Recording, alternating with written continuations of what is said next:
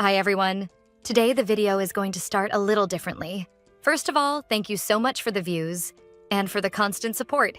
Keep liking and sharing so I can bring more manhwa recaps here on the channel. Today's story has romance, suspense, intense moments, and several plot twists. But it also touches on some more sensitive themes, albeit in a light and quick manner. If that bothers you, I recommend checking out the other recaps on the channel.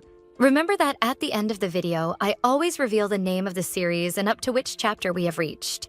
On a very cold day in the middle of the forest, we see a woman with red hair, walking through all that snow with a small suitcase in her hands. Initially, she was traveling on horseback, but unfortunately, after a few hours of riding, the horse stopped and refused to move. She tried to make it walk, but her insistence ended up causing the horse to run away, leaving her alone and having to walk on foot through all that snow. The wind starts to blow more intensely, but it is at this moment that she notices something: a mansion in front of her. It seems she has finally arrived at her destination. As she approaches, she notices that in one of the windows, a human silhouette is watching her. Believing that the silhouette belongs to the man she was waiting for, she enters the mansion, carefully observing her surroundings, until she hears someone calling her name. "Lissa," says the muscular man with black hair and yellow eyes like a cat as he descends the stairs watching her. She feels apprehensive about his approach, as apparently the agreement was that when she meets the one she was waiting for, they should greet each other using their full names. Extremely perceptive, the man approaches her and then calls her by her full name. "Lissa, Helena del Arman?" "Taran Cardis," replies Lissa, still a bit apprehensive. Upon hearing her response, the man gives a small victorious smile. "It's me. I'm glad you managed to get here safe and sound, Lissa." Lissa doesn't respond, just silently observes the man, thinking about how difficult the journey to get here was, and that it's still a bit early to rejoice in her arrival. After all, despite her journey being almost at an end, it has not yet been completed. While he carries her things to accommodate her, our protagonist tells us that Taran Cardis is the final broker in her plan to defect. She notices that he is taking her to the last room on the second floor, exactly the room she saw him near the window before entering the mansion. She should have used the horse that the last broker gave her, and considering her current state, he doesn't believe she fell off the horse. Lissa explains that she tried to bring it along when it stopped walking, but it refused to come and ended up running away. Taran then says it must have been because the horse sensed them. "Them?" Lissa asks, confused. "The wolves. Your horse must have sensed their presence." "From the nearby wolf pack," Taran replies. Our protagonist is startled to hear this, incredulous that she passed close to a wolf den without knowing. But Taran says it probably wasn't a den. However, there is a significant number of creatures in this region. Trembling in a mix of panic and anger, she realizes she could have died on the way here. "You were lucky. Is that how you managed to survive until now, isn't it?" says Taran, looking at Lissa with a strange glint in his eyes. "Your luck wasn't just today. You were also lucky 2 months ago, weren't you?" Lissa interrupts Taran, offended that he is making light of her situation. After all, she worked hard to survive, crossing the snowy plains to reach the mansion, and she also had to struggle a lot to escape the capital. Taran shrugs, sarcastically saying he's sure she worked hard and therefore deserves congratulations. That makes our protagonist even more irritated. She knows that brokers are not 100% reliable, but Taran could have warned her about the danger of the wolves. Finally, they arrive at the room where Lissa will stay. She complains that the room is practically the size of a closet and asks if there isn't a slightly larger room she could stay in. Taran just says that all the rooms are basically the same size, and if she wants more space, she can sleep on the couch in the banquet hall. Lissa ignores Taran's sarcastic comment and walks to the window, closing the curtains. Taran questions if she likes being in the dark, and Lissa just says it's not that. She is fleeing and cannot risk being seen. He walks close to her, positioning himself right behind her and opening a little of the curtain she just closed, saying that even being a fugitive, if it were him, he would leave the curtain open a small crack. Basically between Taran's arms and with her back against his chest, Lissa asks why leave a crack. "Because you won't be able to see your enemies in the dark." Taran replies with a small smile on his face. Bringing his mouth closer to her ear, he says, almost whispering, "You won't be able to escape anyway." Trying not to show fear, Lissa asks what he meant by that. Exactly what it sounds like. "You know, I heard a very interesting story 3 days ago, but since it's very long, I'll let you get comfortable and tell you later," Taran says as he starts to leave the room. Lissa asks him to wait and tell her what it is, because if it's important, she needs to know. He turns around with a grim expression and says that there is a ghost in that mansion. A chilling shiver runs down Lysithia's spine, making her body stiffen, and the color seems to drain from her face upon hearing that. A ghost? What do you mean by that? She questions.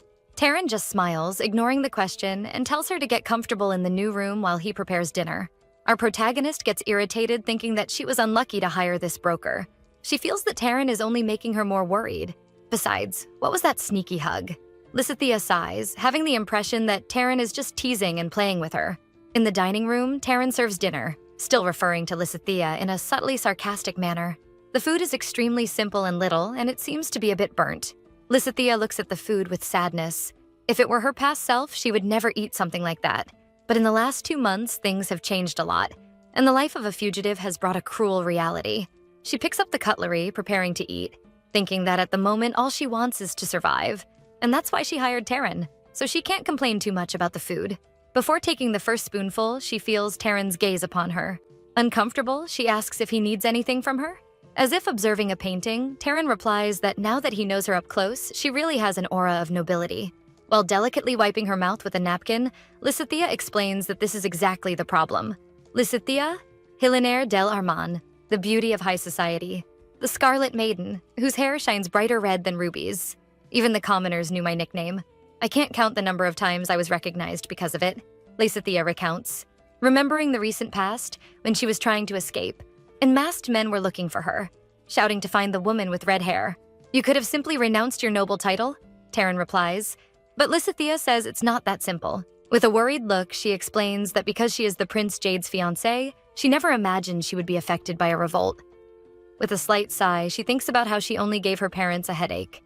With a slight wicked smile, Taran initially pretends to understand her point, but then asks her how her parents and fiancé are doing today. This makes Lysithia startled and make a pained expression. With a painful expression, she remembers her family and her fiancé who were killed in the uprising. Disgusted and irritated at the same time, Lysithia asks Taran if that is some kind of interrogation. Smiling, Taran says he is curious. Why would you care? I'm nobody to you. And anyway, I'll be leaving in a few days. Lysithia replies, still very irritated. So the reason you bravely crossed the frozen plains and came here to reach the warm waters of the port after the snowy fields and thus escape the kingdom? Taran asks. Already knowing the answer, Lysithia just confirms with a nod. With a mischievous smile, Taran says that her plan has a problem. The sea. The winter has been especially intense this year. And because of that, part of the sea is freezing. He believes that no ship will be able to navigate in about 3 days. Worried by Taran's words, Lysithia says that if what he says is true, then they don't have time to be talking. She quickly stands up, anxious, saying that they have to leave for the port immediately, calmly stating that this wouldn't be possible, because thanks to her, they only have 1 horse available, and without it, she would surely get lost on the way. And if 2 used the same horse, it would cause the poor animal to die of exhaustion before reaching the port. Walking there would also be madness since it takes 3 days of riding. Clearly out of options, Lysithia asks if they couldn't look for another mount, perhaps at a nearby inn. While eating, Taran explains that the nearest inn is 2 days away for a round trip, and it would take an additional 3 days to reach the port, totaling 5 days of travel. Certainly, in 5 days, she won't be able to board any ship, but if she really wants to, maybe she can walk on ice. But infiltrating a ship will definitely not be an option. Lysithia clenches her fist under the table, refusing to believe what she is hearing. After everything she went through to get there? Furious, she yells at Taran, arguing with him for not warning her about this earlier. Maybe she could have gone after her horse if she had known sooner. Eating, completely full and carefree, Taran says that in the middle of the blizzard, it would have been impossible for her to go after her horse. Besides, she also put him in a complicated situation, especially since he hasn't even told her the worst news yet. Leaning sadly on the table, Lysithia asks, what could be worse than the sea freezing? And, did they decide to interrupt the cleaning mission? Lysithia questions, not understanding how what Taran just said could be worse than the frozen sea, eliminating one of the safest escape routes for her. Taran continues speaking, now in a more serious tone. On the contrary, those ahead of the revolt proposed a more effective method to continue the cleaning and hired a specialist in hunting nobles. Phantom is now in the direct service of the leaders of the revolution. Hearing Taran's words, a chill runs down Lysithia's spine and panic overwhelms her. Phantom is known as the best and most famous assassin in the kingdom. Lysithia recalls a moment from the past when a man commented to her how good and brutal Phantom's work was, as he had hired his services asking only for a finger of the victim as proof. And Phantom delivered the finger with a ring attached to it, inside a leather box. The memory of that, mixed with the dread of thinking that that ruthless assassin might be after her, makes Lysithea feel nauseous. As she tries not to vomit, Taran sarcastically asks if she is no longer hungry. Trembling in fear, Lysithea confirms that she has lost her appetite. Upset, Taran says that this is the saddest thing a cook can hear, and that this story about Phantom is just a rumor. Still trying to process everything, Lysithea asks for permission and gets up, saying she will go to her room. With a judging look, Taran tells her to do as she wishes, but that he will not wake up in the middle of the night to serve her a snack if she gets hungry again. Slightly irritated, she says he can rest assured because she won't make any such request of him. As she starts to leave, Taran remembers to inform her that he is in the room next to hers. This leaves our protagonist surprised. She freezes, and silence dominates the environment for a few seconds. Seeing Lysithea's surprise, Taran says this is for her safety. After all, if the assassin happens to show up, he can protect her. Lysithea sarcastically comments that she had no idea how kind and concerned he was. He approaches her, saying that putting the jokes aside, the night should be calm as long as she behaves properly. Completely changing his expression and even posture, Taran lets out a relaxed laugh, saying he just hopes she doesn't wake him up after all. It's been a while since he had a good night's sleep, and Lysithea assures him that she will not wake him. Lysithea observes Taran more closely, noticing that he has a good physique, so good that she believes he probably received some kind of training before. She realizes that she would feel safe with someone like him protecting her, but at the same time, if he were her enemy, she would be in great danger. Lysithea steps back a little from Taran and asks him if he has a map to lend her. Taran says she can take a map that is over there on one of the tables. Thinking about survival, she knows that if the port is frozen, she needs to try to chart a new escape route. She notices that in the corner of the map there are some red stains. Lysithea wonders how those stains got there. Could they be from wine or maybe blood stains? Shaking her head negatively, Lysithea pushes that idea out of her mind, telling herself that he probably stained the map while cooking. She rolls up the map and heads to her room, with Taran following her, asking if she is sure she doesn't want to hear about the ghost that lives in that mansion. Lysithea denies, certain that Taran is just saying this to make fun of her. The scene cuts to Lysithea sleeping in her room while murmurs and moans mix with the sound of wood cracking in the fireplace. The murmurs turn into screams, causing our protagonist to wake up confused. She wonders what those noises are. Perhaps the sound of the wind? No, it sounds more like someone lamenting. Maybe someone else is in the mansion. Remembering Taran's words earlier, she feels a bit scared. Was he serious? And are those sounds from the ghost? Lysithea decides to check. Still scared, she puts half of her body outside the room. Why? This is a terrible idea, my dear protagonist. Never go check the noise. Especially not alone. She sees the dark corridor illuminated only by the moonlight, but the lamenting screams continue echoing through the walls of that mansion. Lysithea becomes frightened upon realizing that there is no one in the corridor despite the screams continuing. She hurriedly goes to Taran's room door and, with a trembling voice, asks if he has a minute. Not hearing any response, she knocks on the door and then tries to enter the room but realizes that the door is locked. She then remembers Taran mentioning that he didn't want her to wake him and believes he must have locked the door so she wouldn't disturb him. Still scared, Lysithea returns to her room quickly and hides under the covers. But even under the covers and covering her ears with her hands, she can still hear the screams and laments. The night goes on and the screams continue, making Lysithea sure that there is someone else in that mansion besides her and Taran. Our protagonist tries to sleep, but the incessant laments wake her up every time. The next morning, Lysithea is exhausted from the restless night. Taran, who is serving breakfast, also notices how tired Lysithea looks. She asks him if, by any chance, there is anyone else in the mansion besides the two of them. Maybe another fugitive? Seeming a bit offended by the question, Taran assures Lysithea that only the two of them are in the mansion. After all, a good broker needs to be discreet. Quickly changing his expression to a wide smile, Taran says that maybe she has seen or heard the ghost. He concludes, approaching Lysithea. She scolds him, stating that ghosts do not exist and that he should stop being ridiculous. Shrugging, Taran asserts that the chance of there being a ghost in that mansion is very high since the place belonged to a drug dealer. He continues explaining that 100 years ago, this mansion belonged to a dealer named Kingpin, and he used to throw night parties in the mansion until one day he met his end at the hands of someone who held a grudge against him. After that, the place was abandoned. And that was the story I wanted to tell you last night, Taran concludes, hands on his hips and smiling. Lysithea does not seem very happy or impressed with Taran's story. Chuckling, Taran says that the point he wants to make is that, with so many dark stories in the history of that mansion, it wouldn't be strange if there were 1 or 2 ghosts trapped there. Skeptical, Lysithea replies that it would make sense if ghosts existed. Taran crosses his arms confidently, proposing that they make a bet. "Aren't we too old for this kind of game?" questions Lysithea. With his eyes shining with excitement, Taran suggests that they bet his payment. The suggestion makes Lysithea jump. "That's right, you heard me. I claim there is a ghost in this mansion, and if there isn't, I won't charge you for helping you escape," says Taran. Intrigued, Lysithea asks if he is addicted to gambling to want to risk all the money he is going to earn. Our protagonist, with a bored expression, asks him what he would gain if there really was a ghost and he won the bet. Simple. "You would pay me what you owe and still give me an extra bonus." Innocently, Lysithea replies that the agreed amount is all she has. She becomes suspicious, saying that it is very strange for him to risk losing such a large sum of money. Noticing her suspicion, Taran reassures her, saying that this is just to make things less boring since they are stuck there because of the snowstorm outside. Lysithea thinks for a moment and agrees with Taran, confident that she won't lose since ghosts do not exist.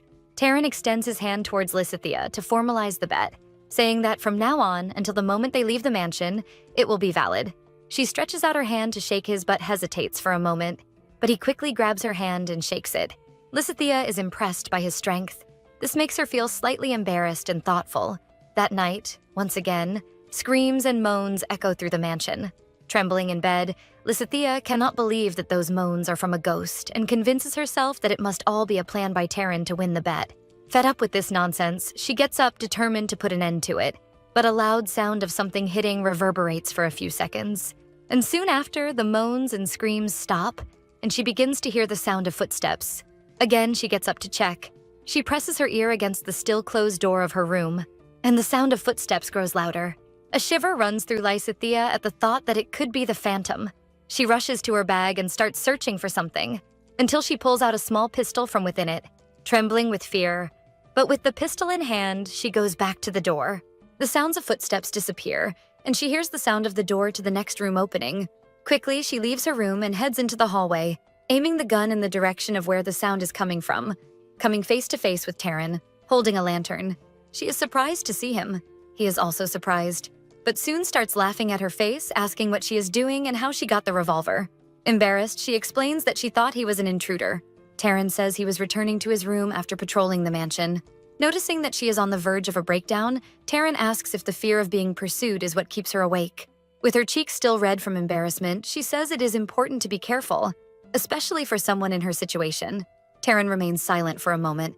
He takes the revolver from her hand, and while unloading the revolver, he asks her not to run out like that the next time she thinks there is an intruder.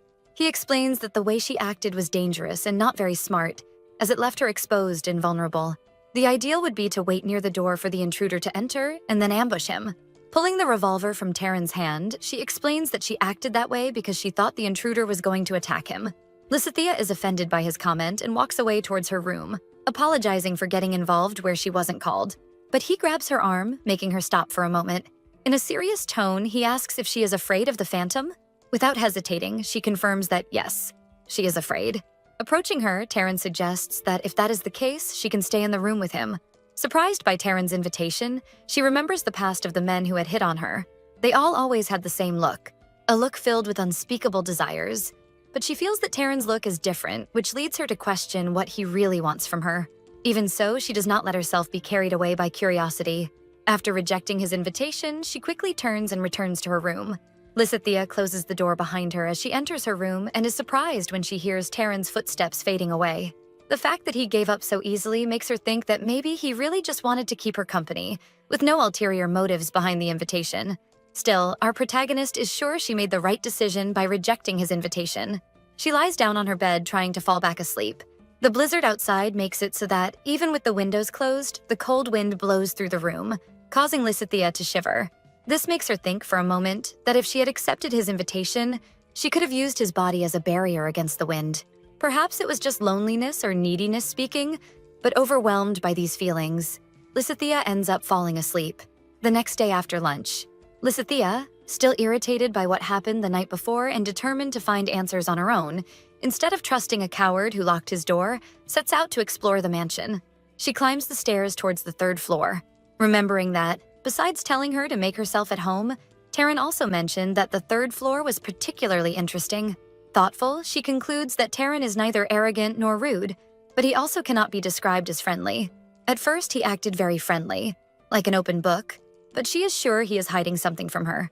Upon reaching the third floor, the majesty of the place pulls Lissa out of her thoughts about Taran. Observing every detail, she thinks that this place, at its peak, would have been as grand as her own family in their times of glory. The third floor has several rooms, and Lissa explores various halls. Until, in one located on the west side of the corridor, she finds a small library. Accidentally, she bumps into something and a book falls to the floor. Curious, she picks it up. While reading, she realizes it is a book about medicinal herbs. Lissa decides to keep it to read when she is bored. With the book in hand, she continues exploring the floor until she finds a room located on the east side of the corridor. Upon opening the door, Lissa is startled to see her own reflection shattered in dozens of broken mirrors. The shock makes her stumble as she wonders why on earth anyone would keep an entire room filled with broken mirrors. With a bad feeling about that room, she quickly steps away from there, heading towards the last room in the east corridor. And what she finds in the last room turns out to be even more disturbing than what she saw in the previous one. No matter how much she had heard about the peculiar tastes of some nobles, she never imagined she would find a torture chamber. While making a mental note to never return to that place, a loud noise of something scratching breaks the silence, leaving her anxious and immediately on alert.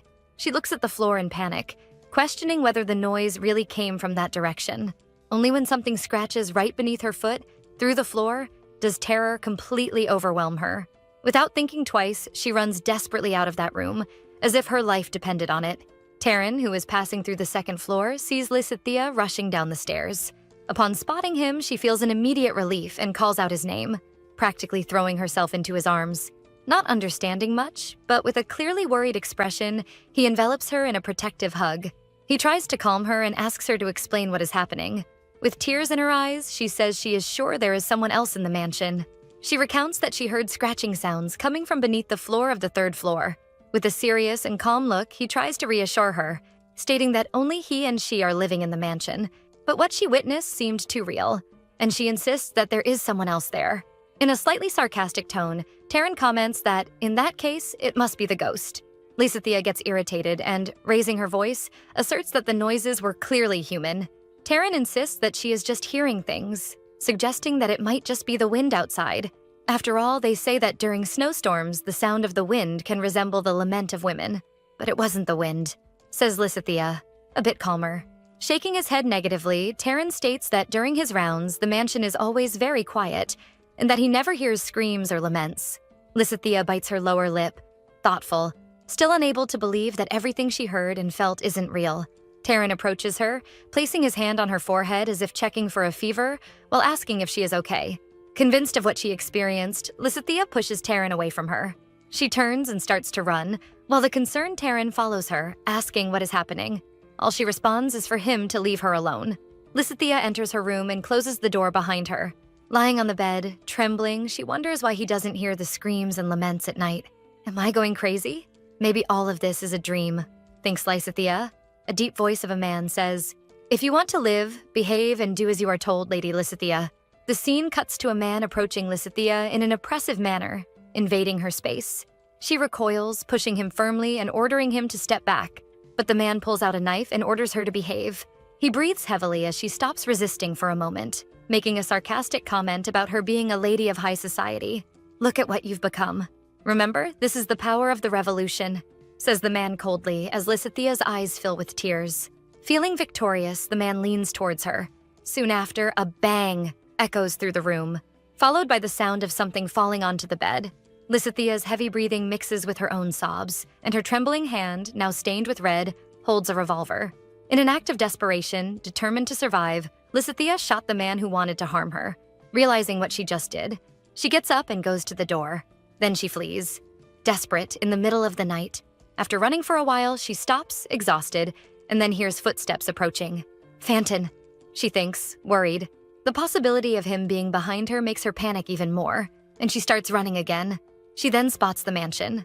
Entering, Lissa runs to Taran's room, where she desperately knocks on the door, pleading for him to open it. The image of a male figure in one of the mansion's windows, the same one she saw on the day she arrived. A bizarre version of Taran grins grotesquely at her. saying it seems the phantom has finally found her. Frightened, she begs him to help her. "This is your destiny," murmurs the figure as its form distorts until it becomes the real Taran, with a wide and almost unreal smile spreading across his face. Taran then turns away from her. Tearfully, she desperately pleads for him not to leave. Sitting on the floor, leaning against Taran's door while the cold snow falls around her, Lissa keeps her gaze down, empty and sad, assuming that Taran will not save her. The sound of water echoes in her head, and the environment around her distorts as she concludes that Taran will leave her there to die. This thought makes her suddenly open her eyes, pulling Lissa back to reality. Had it all been a dream? Gasping and trembling from the cold with her body soaked in sweat, she realizes that it was all just a nightmare. She gets up and walks to the fireplace, seeking warmth. Despite the heat of the fire, her clothes are drenched in sweat, so she decides to take them off. As she warms herself, she scans the room, observing everything around her. She sees a small basin with a bit of water and a face towel, wondering if Taran had been in her room while she slept. "I wonder if he saw me crying because of my nightmare," murmurs Lissa, hugging her legs, thoughtful, near the fireplace. Concluding that she shouldn't be worrying about that, she gets up and uses the basin to refresh herself, wiping the sweat from her body. Suddenly, a scream of pain echoes, putting Lissa on alert. She runs to her room door and locks it, being sure that the sounds are human, but that doesn't make the situation any less frightening. The image of Taran inviting her to spend the night with him comes to her mind, but quickly she suppresses the urge to go to him, knowing that it wouldn't be the most appropriate behavior for a lady. Besides, she doesn't fully trust him. He is only helping because he is being paid, and as much as she wants to, she knows he is not on her side. She tries to go back to sleep. As she closes her eyes, the screams of pain make her recall everything she has been through, and the nightmares invade her mind again. Getting up, Lissa decides that she cannot stay in that place any longer, or she will end up going mad. I even understand that she is nervous and worried, but going out in the middle of the night in a snowstorm when there are wolves outside seems like a terrible idea. Wait until dawn, woman. But as she tries to put the saddle on the horse, it whinnies, irritated, and pushes her away. Realizing that the horse is too risky to control, she decides to go on foot. After all, falling off the horse while trying to ride would be much more dangerous than facing the snowstorm on foot. Looking at the map, she charts a route to the nearest inn, where she can rent a mount and ride to the port. Although it is a difficult journey, if she can save money by not having to pay a middleman and still have a peaceful night's sleep at the inn, it will be worth it, concludes Lissa. She walks for a long time, traversing the frozen plains. Distracted for a moment, Lissa ends up tripping over a stone. As she falls, she knocks over the lantern she was carrying, spilling all the oil that kept the flame lit. Worried, she looks up at the sky, wondering when dawn will come. She brushes the snow off her clothes while looking around, hoping she is close to the inn since she has been walking for quite a while. In the midst of the snowstorm, she spots two yellow dots approaching. As the dots get closer, she realizes that they are actually eyes. The eyes of a wild and hungry wolf. Upon realizing that the wolf is coming in her direction, she starts to run in the opposite direction. But the wolf bites hard at the hem of her dress, causing her to lose her balance and fall. The wolf begins to drag her, biting the dress while growling fiercely. Lissa stares at the creature and, terrified, screams for help. Suddenly, a shot echoes across the plains, and the wolf is hit squarely. After that, the wolf falls lifeless to the ground, releasing Lissa's dress. She breathes a sigh of relief, and in the direction from where the shot came, sees a man approaching. Taran. Taran's gaze is intense and penetrating, with his golden eyes shining in the cold light of the snow. There is a mix of seriousness and something unfathomable in his expression, neither clear anger nor affection, just a fixed and silent attention on Lissa, as if he were assessing her. "Were you running away?" he asks, after a few seconds in which they both stare at each other in silence. She tries to respond, but as the adrenaline of the moment dissipates, fatigue and cold overwhelm her, causing her to faint. Taran sighs, slightly frustrated, as he picks her up in his arms and carries her away from there. He rides for a while, but the snowstorm intensifies more and more. Then he decides to take shelter in a cave. Lissa awakens after some time, finding herself in Taran's arms, who holds her gently while, with a soft smile, asks if she slept well. Regaining a bit of calm, she asks why he is so close to her, while they are both practically naked. Taran questions whether she really doesn't know why they are in that situation, if she truly doesn't remember what happened. Lissa's memory begins to return. She sees herself fleeing in the snowstorm, the wolf attacking her, and soon after, Taran's penetrating gaze as he saved her. Now, with the memory fresh of what happened, she starts to thank him, but suddenly she is interrupted by a sudden cough. She apologizes, breathless, but the cough does not relent. Concerned, Taran asks if she is still cold while rummaging through some nearby belongings in search of something. He hands her a canteen and firmly tells her to drink, assuring her that it will help calm the cough.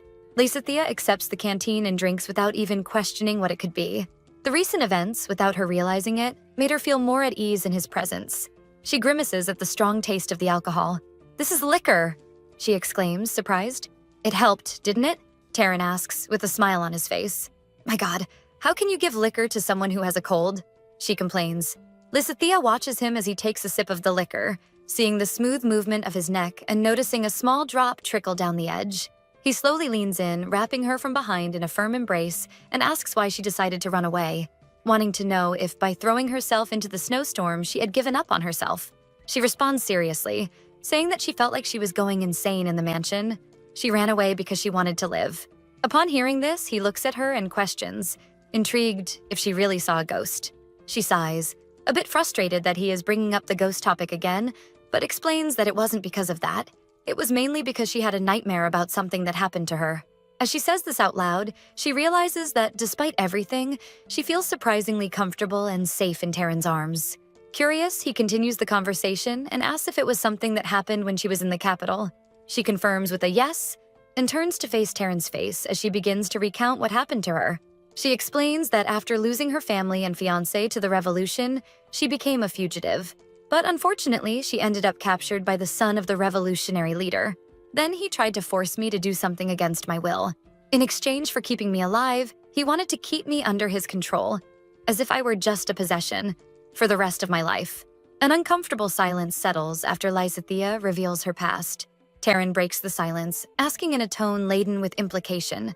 But to his surprise, Lissa responds that no, that fortunately the son of the revolutionary leader did not get what he wanted, as she reacted and shot him when he tried to overstep. Taran is genuinely surprised to hear that Lissa was the one who ended Bran, the son of the revolutionary leader. When she confirms that it was indeed her, he can't help but start laughing loudly, which leads Lissa to ask if he doesn't believe what she said. With tears in his eyes from laughing so much, he asserts that he believes her, but admits that discovering that it was her doing is truly unexpected. Not understanding, she asks, "Why not? After all, didn't people already know she was the culprit?" Taran, still laughing a bit, replies that of course not. When they found Bran, everyone assumed it was the work of a professional assassin. Looking serious but with a hint of tenderness, Taran tells her not to label herself as guilty since she acted in self-defense. Pulling her closer in an embrace, he asserts that no one would judge her for that, as she did what was necessary to escape and survive. Taran's words and touch positively surprise Lissa, making her feel welcomed and safe. Even so, she can't help but ask why he is being so kind to her. Taran, with a slight smile and trying to maintain an indifferent air, replies that he just thought it was better to change tactics. After all, he doesn't want all the effort he put into that contract to go to waste. "Why didn't you come to me, Lissa?" Taran asks, with a thoughtful look and a slightly upset tone. "I left the door unlocked. It surely would have been less dangerous to come to my room than to face the blizzard and a plane full of wolves." She remains silent, as she knows very well the reason she didn't go to him. She didn't want to show herself completely vulnerable. If he saw her trembling with fear, she was sure he would start to underestimate her. But that wasn't the main reason. Worse than being underestimated was imagining that he could turn his back on her, just like in her nightmare. Avoiding his gaze, Lissa replies, "I didn't go because I was afraid you wouldn't help me, even if I were between life and death." Surprised, Taran asks why she thought that of him. She explains that it's because she knows their relationship is only that of contractor and contracted. Even if she died, he would still get the money. That's why she believed he wouldn't have any reason to help her. Looking intently at her with a serious expression, he asks, "Did I leave you to die? If I were only concerned about the money, do you really think I would have risked following you in the middle of a blizzard and facing wolves to save you? Not to mention stopping in this cave to ensure you were safe and warm? Is that the kind of person you think I am?" Taran questions, slightly offended. "Someone who would abandon you and run off with your money and precious belongings?" In defense of our protagonist, his sarcastic tone when they first met didn't exactly convey a sense of trust, much less the image of a saving soul. "Be honest, Lissa. What do you want from me?" he asks, staring at her intensely. Embarrassed and not knowing what to say, she ends up letting slip what her heart longs for at that moment, that you stay with me. Upon hearing her request, Taran lets out a slight victorious smile. He moves closer to her again, cuddling her and pressing his body against hers. With a firm voice, he says, "I will stay by your side, so please don't run away again. I almost went crazy when I didn't find you in your room." He confesses, his voice heavy with emotion. "I'm sorry," murmurs Lissa, a bit confused by Taran's tenderness in his response. Realizing that he had been checking on her regularly at the mansion and even risked himself to save her in the middle of the blizzard. With a slightly playful yet still tender tone, he assures her that he will come up with a plan to drive those nightmares from her mind, so that what happened today doesn't repeat itself and she can feel more at ease. Embarrassed, she states that she won't run away again, but admits that she can't guarantee the nightmares won't return. He looks at her with a slightly seductive tone and asks if she wants him to help her forget those bad memories. Intrigued, Lissa questions how he would do that. "Like this," he murmurs as he slowly leans in and places a delicate kiss on her neck, making her blush. He continues to softly kiss her neck and shoulder, causing her to shiver between surprise and embarrassment.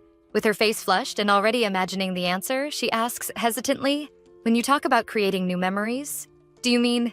Taran smirks with a look full of mischief and confidence and responds teasingly, "Am I not being clear enough?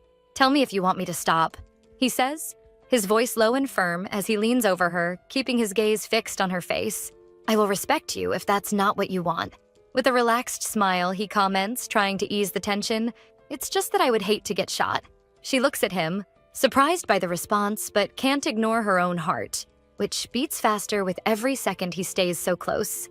He watches her in silence while she, hesitant, thinks about whether she should reject his approach. At the same time, she can't deny that she feels comfortable and safe by his side and that his touch is pleasant. Not noticing any negative reaction from Lissa, Taran slowly leans in her direction and then pulls her closer, joining his lips to hers in an intense kiss.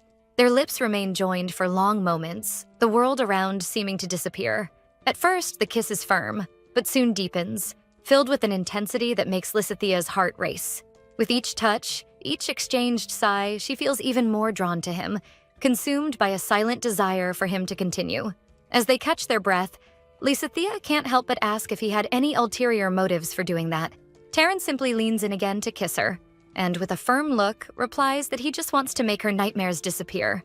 Confidently, he adds that, besides that, if she no longer has nightmares, she won't have any reason to run away, and that perhaps the real danger is her ending up dreaming of him and not wanting to wake up. His words leave our protagonist momentarily bewildered. Looking at him, she wonders where such confidence comes from, intrigued by the assurance he exudes with every word and gesture. But as she analyzes his face and stature, she blushes upon realizing that someone as attractive as him has every right to be so confident. She continues to gaze at him, blushing and completely mesmerized. Noticing the way she looks at him, he slightly furrows his brow as if he has made a discovery, and asks curiously, "Wait a minute, is it your first time?" With flushed cheeks, she admits with a shy nod that it is. Taran's expression changes for a moment, revealing genuine concern. Before he can say anything, Lissa lightly touches his arm, her gaze firm and serene, not showing doubt but rather a silent confirmation for him to continue. A soft and playful smile forms on his lips, and in a light tone he comments that if it's bad, she can throw something at him. That night, in the quiet of the cave warmed only by the fire and their closeness, Taran and Lissa fully surrendered to each other, even if just for that moment. Amid whispers, kisses, and caresses, they shared something intense and unforgettable, which chased away the cold, the fears. And if anyone ever asked how intense that night was, only the horse, quietly in the corner of the cave, could tell. But luckily, it knows how to keep a secret. Despite the rapid and intense evolution of their relationship, I didn't find it bad. After all, she is in an extremely stressful situation. So, in my mind, it makes sense to give in to some impulses. Besides, he is also under pressure, especially since he is definitely hiding something. The next day, back at the mansion, Taran enters the mansion carrying Lissa in his arms. She looks exhausted and slightly uncomfortable, but he reassures her in a calm tone, saying that she will be fine and that next time it won't hurt as much. Blushing, she asks, surprised if he is implying that there will be a next time. "Who knows?" he replies with a suggestive smile as he carries her toward her room. He gently places her on the bed, asking her to rest a bit, as she must be exhausted. While she lies down, he steps back, saying he will prepare dinner. But as he starts to move away, she lightly grabs his shirt and asks him to wait, saying she has a favor to ask.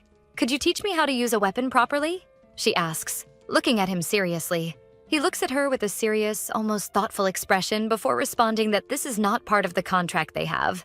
She insists, explaining that this would indeed be important for their contract. After all, if she knows how to protect herself better, it will make his job easier. I'm telling you, this man is hiding something. And what would I gain in exchange for teaching you? He questions, catching her off guard. Lissa, quick to respond, reminds him that what happened the night before was also not part of the agreement. With a confident smile, he retorts, "That was different. It was consensual, and we both benefited." With her face slightly flushed but a hint of irritation in her voice, she asks what he wants in return, making it clear that it cannot be money. He breaks into a wide, thoughtful smile and repeats in a teasing tone, "Besides money? But to Lissa's surprise, he simply says he wants her to cook for him. "One meal is enough, as long as it tastes good," he said casually. Still incredulous, Lissa stared at him, repeating as if she wanted to confirm she had heard correctly. "You want me to cook for you?" Noticing the surprise on Lissa's face, Taran raises an eyebrow, realizing that she probably didn't know how to cook. With a mix of teasing and curiosity, he asks if he will have to teach her how to cook too. Embarrassed, she looks away and admits she had never cooked before. Taran sighs, as if already anticipating the work, and decides to teach her how to cook without charging anything. Lissa, surprised and excited by the offer, smiles and thanks him warmly. He leaves the room telling her to sleep, as he is going to prepare dinner. Upon reaching the door, he stops for a moment and, without turning around, asks her not to run away anymore. A little upset, she simply nods and replies that she will not run away anymore. She lets herself fall onto the bed, exhausted, feeling the weight of the day finally descend upon her. She ends up falling asleep, lost in thoughts about everything that happened in the last day. Muffled and soft sounds of pleasure echo through the room, breaking the serene silence that reigned there. With quickened breath, he leans down to her ear and, in a low voice filled with passion, whispers the name, Lissa. The soft and intense sound blends with the heat of the moment. He murmurs something else very softly, close to her ear, but his words are so gentle that we cannot hear what it is. What he says makes her wrap him in a tight embrace, while she pronounces his name with a voice full of passion. While they are close, she, with a trembling voice filled with emotion, asks him to repeat those words to her. "Say that you love me." Realizing that what she desires most is to hear an "I love you" from him, she opens her eyes with a start, filled with a mix of surprise and emotion, waking from the dream she was having. The cough returns and she is seized by a fit while, mentally, she scolds herself for the thoughts she had moments ago. Convincing herself that he is only by her side because of the contract they have, she should not expect anything beyond that. A soft knock echoes at the door, followed by Taran's voice calling her for dinner. As he hears no response, he asks, still outside the room, if she is still sleeping. Inside, we see Lissa resting peacefully, oblivious to his words. Worried, he enters the room, announcing his presence in a soft and cautious tone. "Are you okay?" he asks in a low voice. On the table, near the bed, lies a plate of food carefully prepared for her.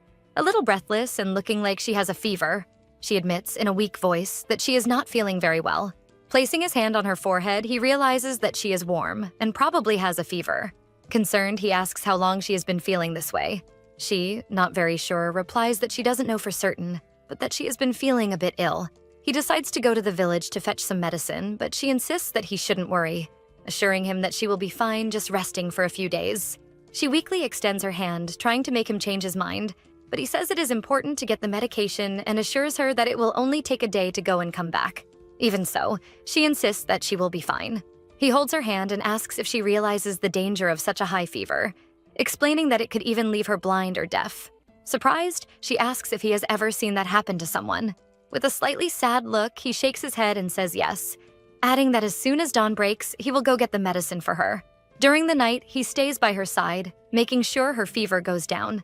He gives her a small ice cube to chew on, hoping that it helps her feel better. Curious, she asks how he got ice, and he explains that he left some drinking water outside, just in case he needed it. Our protagonist realizes how meticulous Taran is and ends up asking if he is always so prepared for everything. Taran says nothing. He just responds with a slight smile. She turns to him, looks him in the eyes, and calls him by name. Worried, she says that if she dies, she wants him to keep all her money. Taran gives a smile that mixes sadness and sarcasm before asking in a teasing tone. Coughing again, she comments that seeing the worried expression on his face made her start to think that what she has might be something really serious. Taran remains silent for a moment and then replies that she will be fine and that he is not worried. She smiles and comments that she doesn't believe for a second that he isn't worried. After all, he is attentive enough to frequently change the towel on her head. He does not respond immediately, just remains silent, his face partially covered by shadow, conveying a mix of seriousness and introspection. Noticing the change in Taran's expression, she begins to wonder what the true reason behind his concern for her could be.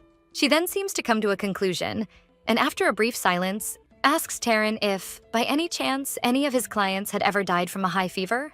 With seriousness, Taran replies that no, none of his clients died from fever. But when he was only 10 years old, a deadly fever spread through the village where he lived. He himself did not fall ill, but the disease ended up claiming his mother's life. Lissa is surprised that Taran is opening up about something so personal. "Don't make that face," he says, noticing Lissa's expression. "That's all in the past. A long time ago." Lissa, with her gaze slightly tired from the fever, locks her eyes on his and asks in a low voice if he thinks that, with time, she will also be able to feel that the past is just the past. Taran maintains a serious, almost inscrutable look before firmly answering, yes, as long as she wasn't the cause of those deaths. Taran's answer makes Lissa hesitate. She furrows her brow, observing him closely, and asks if that means you have ever been responsible for someone's death. The question made him thoughtful for a moment, with a distant look and a heavy expression, as if he evaluates each memory carefully before deciding what to say. This makes our protagonist question whether she had been rude and reckless in asking him that question. But before she can apologize, Taran's voice breaks the silence. "When I was 14 years old, I went hunting with some hunters from my village, and I ended up shooting an innocent person." In shock, Lissa blinks a few times as if trying to process what she has just heard. "An innocent person? But why?" Almost like a sigh, Taran responds, low and contained. "It was an accident." "But how? There must have been a reason for that to happen." She questions, curiosity mixed with hesitation. Taran closes his eyes, his expression taken by a silent weight, as if he is reliving a painful memory. He lets out a long sigh and then begins to tell. He recounts that during a hunt, a bear cub got caught in a poorly placed trap. This enraged the mother of the animal. She charged furiously at the group, causing immediate chaos, where some hunters fled while others began shooting desperately to try to stop her. In the end, we managed to scare off the mother bear, but one of the hunters ended up dead in the process, and the reason for his death was my bullet. With a worried look, Lissa states that this clearly wasn't his fault and, almost breathless, asks if he had been punished for it. Taran confirms with a nod, saying that at 14 he was forced to leave the village. While adjusting the cloth on Lissa's forehead, he explains that he did everything to survive. But it wasn't easy. Because of this, he ended up growing accustomed to living alone. He gently touches her cheek and, in a low voice, says that as much as he wants to tell more, it seems that her fever is not letting up. He informs her that he really needs to go to town to buy the medicine and that this will probably take a day, but he emphasizes that she needs to take care of herself while he is away.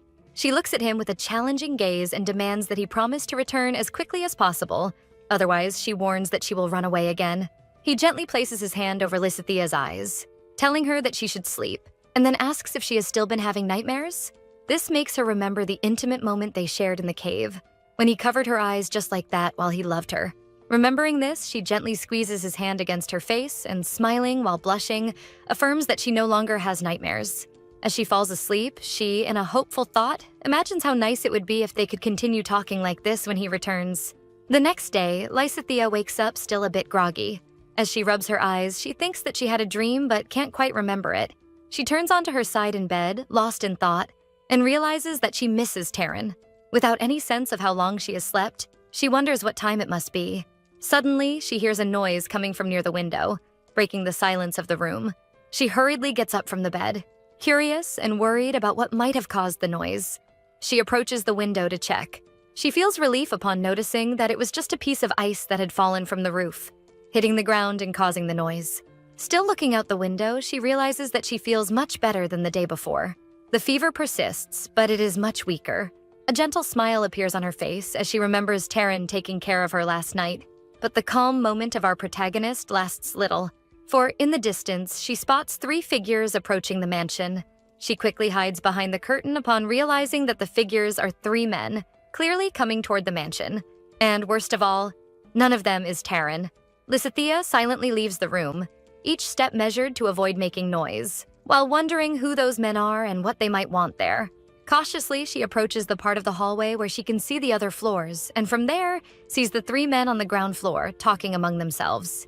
They seem like mercenaries or perhaps hunters.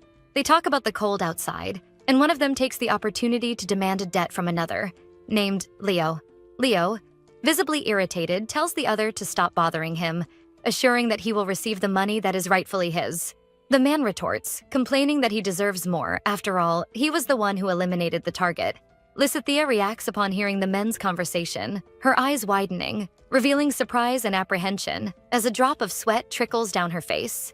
Downstairs, the man continues complaining that, besides everything, the person who escaped saw his face, which, in his view, puts him at risk. And for that reason, he believes he has the right to decide how much he should be paid for the job. Leo ignores his companion's complaints and impatiently tells him to calm down. He turns to the man rummaging through a bag, named Tommy, and tells him to look for some alcohol for them to drink. Lissa continues listening to the conversation, clearly worried about what she is hearing. The argument quickly escalates, and the man, whom Lissa now knows is called Clede, filled with rage, raises his weapon and points it directly at Leo, still arguing with him about the payment he considers unfair. Realizing that those men are nothing more than a group of bandits, Lissa feels her heart race.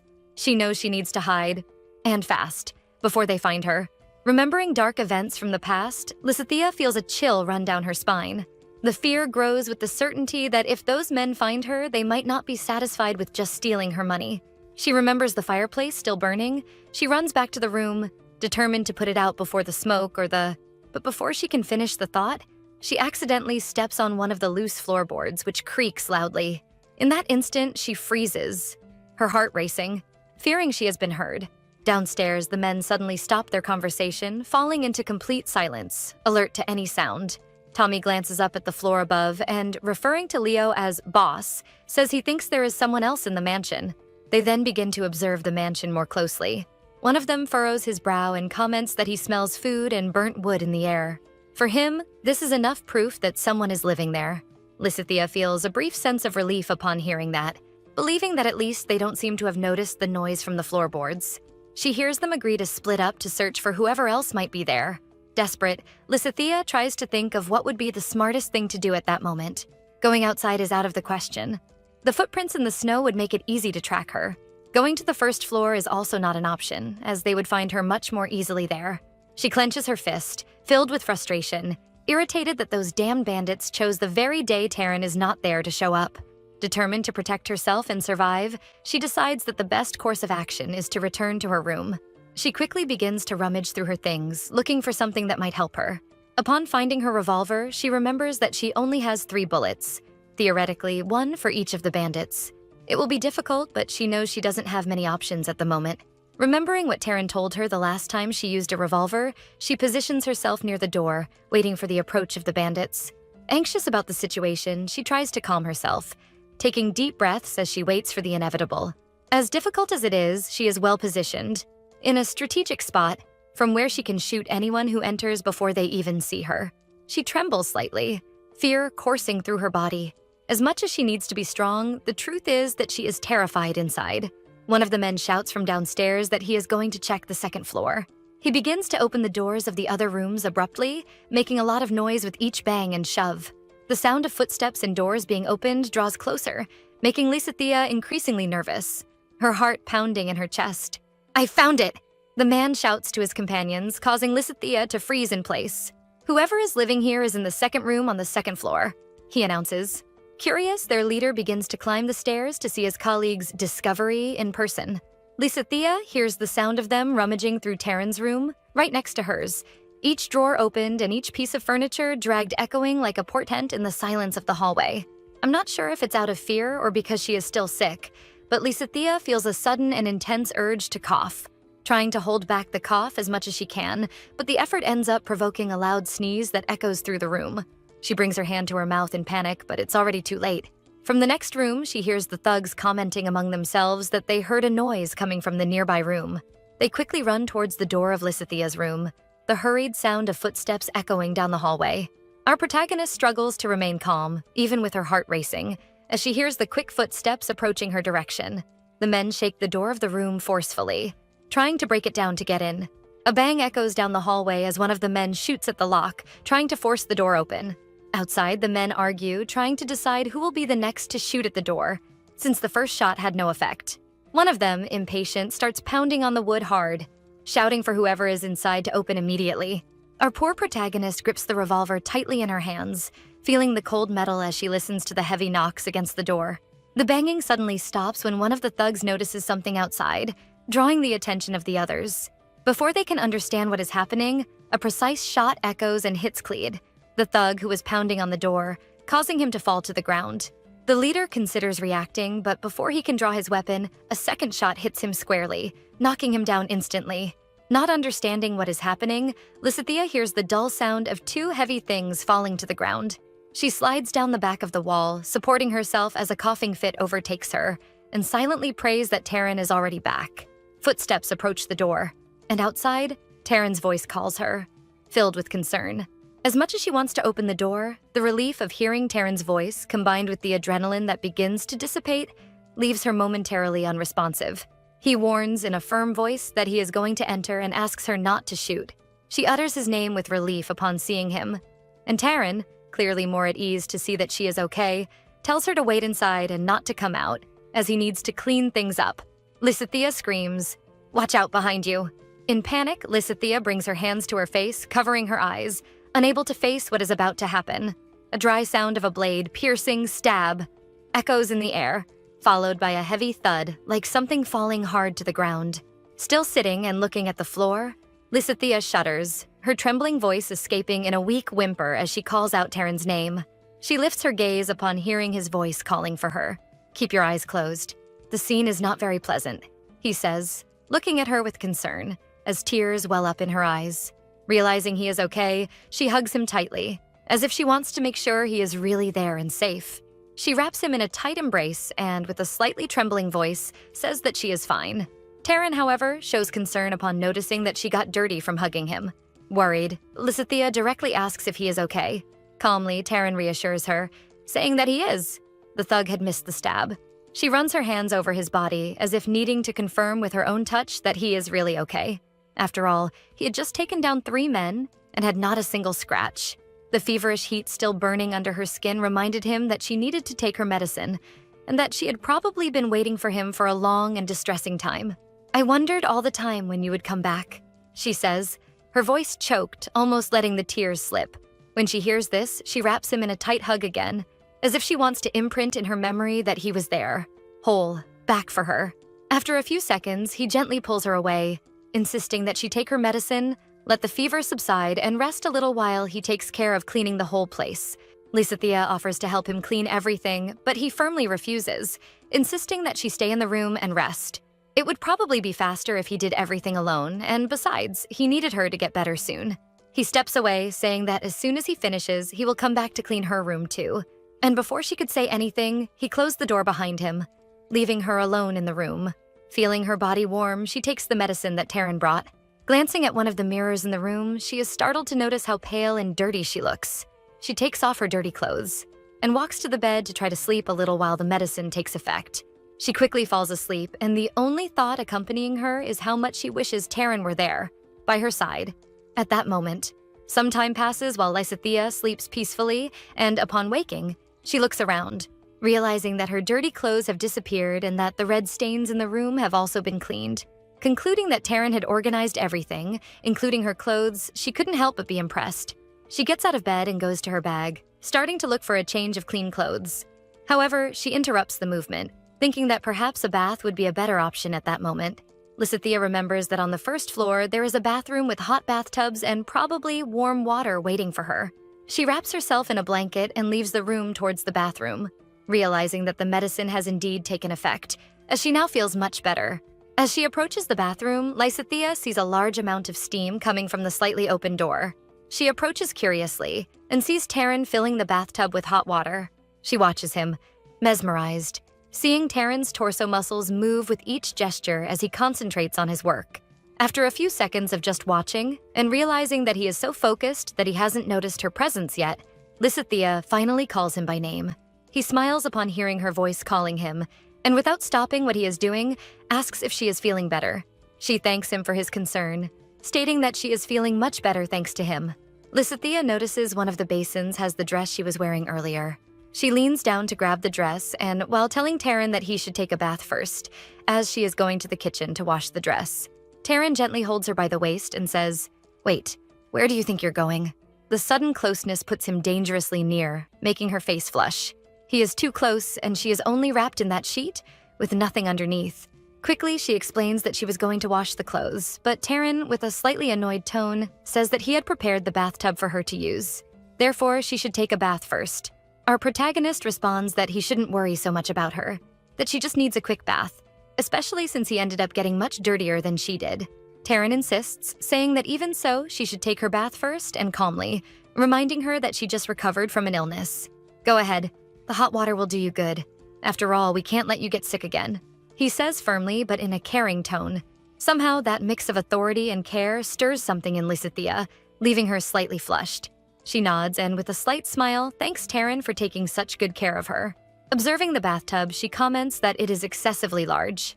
While putting on his shirt, Taran agrees with her, explaining that he initially intended to fill it only halfway, but he became worried that she might catch another cold, so he filled the bathtub completely.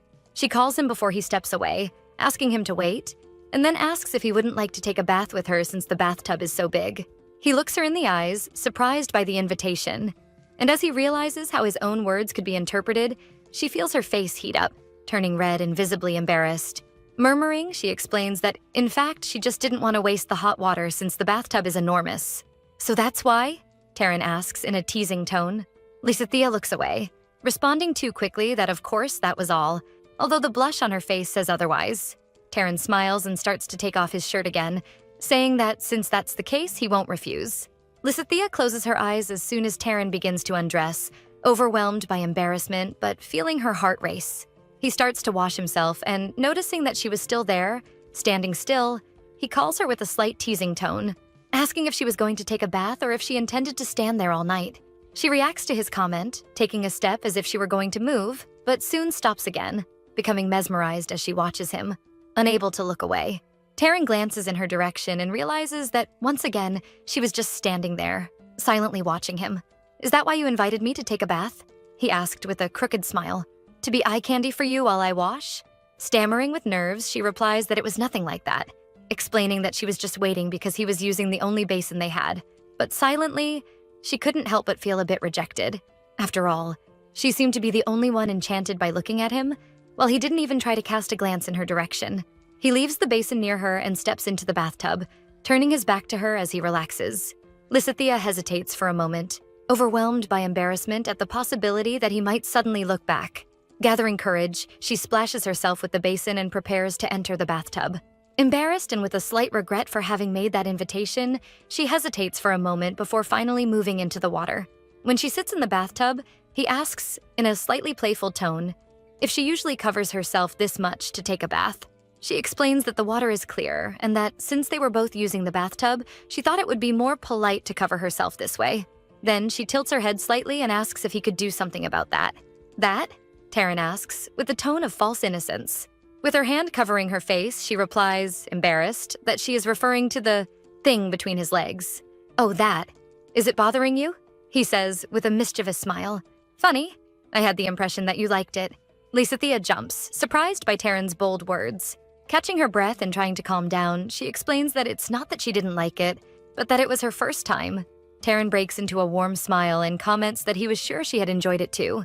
After all, if that weren't the case, she wouldn't be there, sitting so close to him. Despite the embarrassment, Lissa couldn't deny to herself that he was right. "And how have your dreams been?" Taran asks, leaving Lissa slightly confused.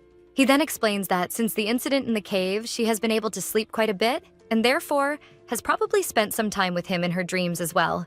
She knew she had had a steamy dream about him, but she couldn't find the courage to tell. For a moment, she wondered if it would be better to just lie. Remembering everything they had been through together and the times he had saved her life, she decides to be honest. After all, she trusted him. "You're right. I dreamed about you," she says, embarrassed, but with a firm and confident tone of voice. And to be honest, she says she prefers how things were in the dream rather than in reality. Interested, he stands up and starts to approach her, asking how the dream she had was. she explains in a low voice that in the dream he had been kind to her, treating her with affection from start to finish. He leans in, wrapping her in an embrace, and asks in a low and curious tone what else she dreamed about. "That you kissed me," she confesses, and as soon as the words leave her lips, he kisses her tenderly. The kiss, like a sudden spark, ignites a warm and romantic moment between the two. She whispers his name, feeling the intense weight of his gaze upon her. They kiss for a while until he gently holds her chin, keeping his eyes fixed on hers, and asks, "It started with the kiss like this. And then, what else happened?" She remembers with her heart racing that in the dream he had leaned in to whisper in her ear that he loved her, but she doesn't respond, too embarrassed by her own thoughts to reveal this to Taran. Seeing that she doesn't respond, he starts to tease her, insisting that she tell exactly how the rest of the dream went. Although he is extremely skilled in his teasing, our protagonist firmly resists, convinced that if she told that part of the dream, he would think she was desperate for love. He looks at her seriously for a moment and asks if she is afraid to tell. Then, he softens his tone and adds that if that's the case, she doesn't need to be afraid. After all, they know each other well. But Lissa only stammers in response, unable to form a complete sentence under the weight of his gaze. Then he smiles at her and says with a soft confidence, not to worry, because he will make it as good as in her dream. After some time together, she hugs Taran, exhausted, and admits, with a satisfied sigh, that it had been even better than in her dream. He notices a small bruise on her elbow and wonders how that happened. Lissa comments that it was probably during the little adventure they had in the bathtub earlier. Upset, he comments that this makes him a liar, as he had promised not to hurt her, but she replies that it's okay, as she also hadn't been completely honest about what happened after the kiss. "After the kiss, you said you loved me," she says, finally revealing what she had been keeping to herself. Taran's expression changes completely, becoming serious and somber. He remains silent for a few seconds. Taran looked at her with a piercing gaze and asked, "Is that what she wants from me, Lissa? That I love her?" Lissa is taken aback for a few seconds, but soon retorts, "No, at least not if it's put that way, as if it were just a clause in a contract." Returning to his usual relaxed expression, Taran smiled and said that she should tell him what she wanted, so he could assess if it was worth putting in the contract. She realizes that, for Taran, everything still sounded like a contractual relationship, lacking the emotional weight she herself was feeling. Pushing that uncomfortable thought aside, Lissa looks at him with a more serious air and asks him to help her stay well, without nightmares, especially after everything they had faced that day. Taran opens a mischievous smile and, moving closer to her, asserts that he would make sure she slept very well that night. Then, without hesitation, he picks up where they had left off earlier. The scene cuts to one of the rooms, where Lissa is lying on the bed. Still sleepy, Lissa opens her eyes and, with blurry vision, manages to distinguish Taran's smile. "Good morning," says Taran cheerfully when Lissa wakes up, surprised to be sharing the same bed with him. He pulls her closer in an embrace and says with a smile that he couldn't even remember the last time he had a morning like that. Taran continued smiling while holding her in his arms, saying that it was very nice to wake up that way, especially in the cold. Besides, it was an effective way to save firewood. Meanwhile, Lissa blushes, feeling strangely comfortable with the warmth of his body so close to hers. Taran, noticing that she is a bit tense, smiles and jokingly tells her to relax. She was making it seem like he was holding a piece of wood with how stiff she was. Embarrassed by Taran's comment, Lissa tries to hide her own tension. Realizing that her effort is in vain, she ends up snuggling into Taran's arms, seeking to relax there. Taran, noticing how strange that situation still is for her, decides to tease her, commenting with a mischievous smile that he is a bit sore from carrying her last night. He takes her hand and firmly guides it to his chest, keeping it there. "See?" he teases with a half smile. "You're tense, aren't you?" "Really?" replies Lissa, blushing even more, her face almost as red as her own hair, while her heart races at the intense way Taran looks at her. Taran holds her hands firmly, and looking at her with a puppy dog gaze, playfully says, "Well, that's why you're going to have to take care of me today." To his surprise, Lissa leans in and kisses him softly. Then she tenderly caresses Taran's face and, with a passionate look, whispers that she will take good care of him. Proudly, Taran gives a sideways smile and teasingly compliments her. "I see you've become quite seductive, my lady." In the days that followed, using the snowstorm and the cold outside as the perfect excuse, Taran and Lissa surrendered to each other intensely, living almost like a newlywed couple. And at least for our protagonist, she didn't want that intense passion to come to an end. Sleeping next to Taran, feeling the warmth of his body close to hers, became an everyday occurrence for her, almost as if she truly belonged there, with him. She seemed to be the happiest person in the world, as if nothing else mattered. If only things could continue that way. A few days later, the two were in their room sleeping together. Taran wakes up first and, seeing her open her eyes, greets her with a soft, "Good morning." As she responds to the greeting, he lovingly wraps her in his arms and, with a tender smile, says that today he will let her rest. "You said the same thing yesterday, and you didn't keep your word," she retorts, turning red. With a mischievous smile on his lips, he replied playfully, "Did I? I don't remember that." Taran, thoughtful, comments that they have spent all their time together in the last week. Lissa is surprised to realize how quickly a week has passed. They found various excuses to stay together, and since Lissa started sleeping next to Taran, she no longer heard the screams at night.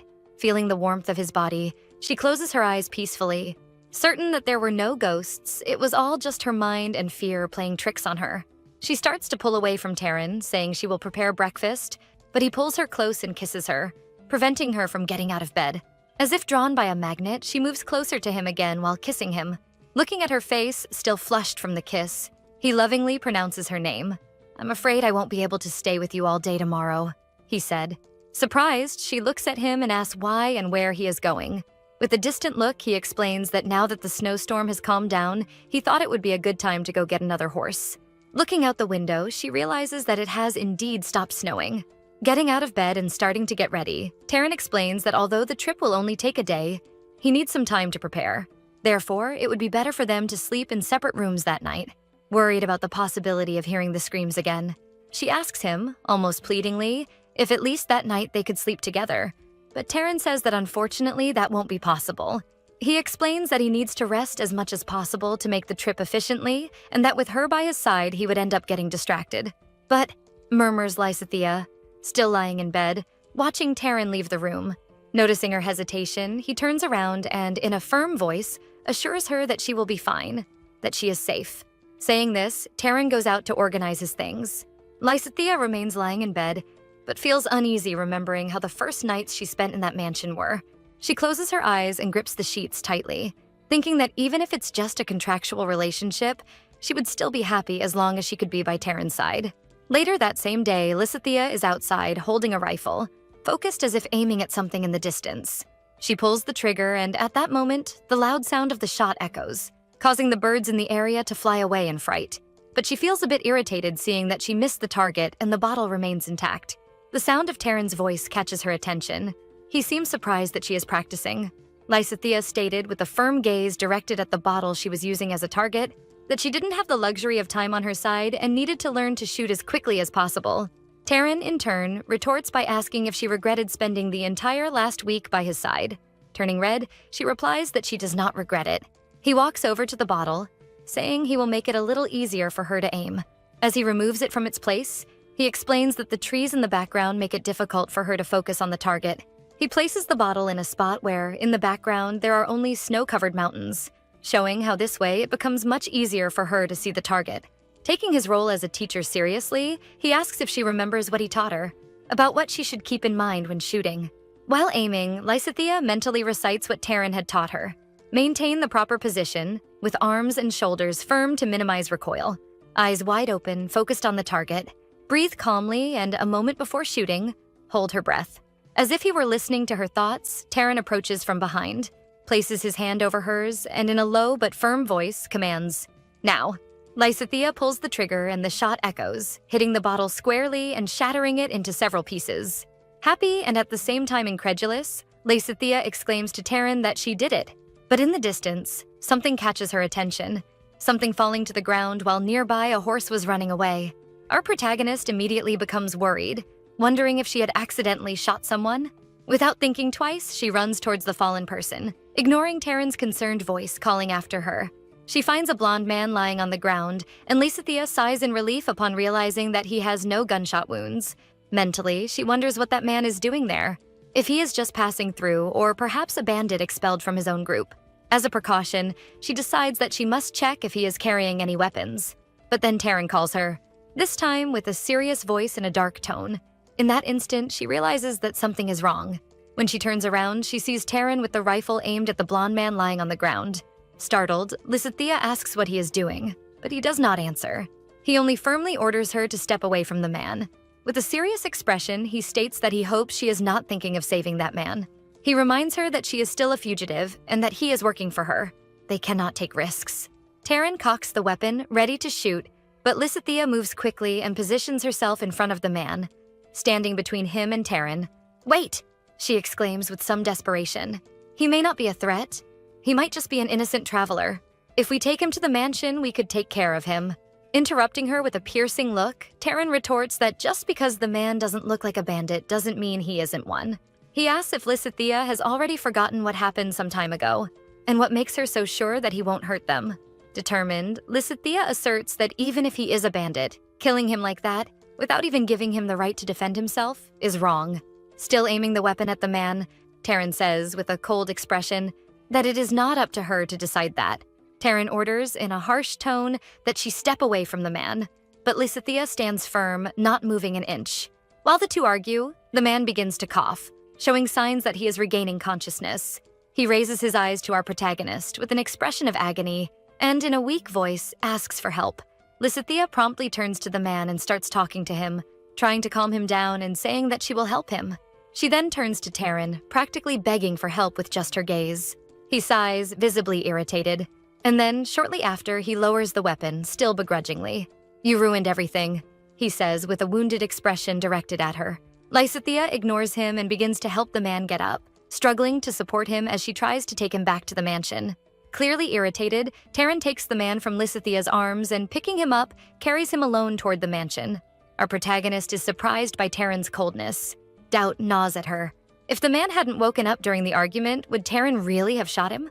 No, I don't want to believe he would be capable of such a thing, she thinks, trying to push that idea from her mind.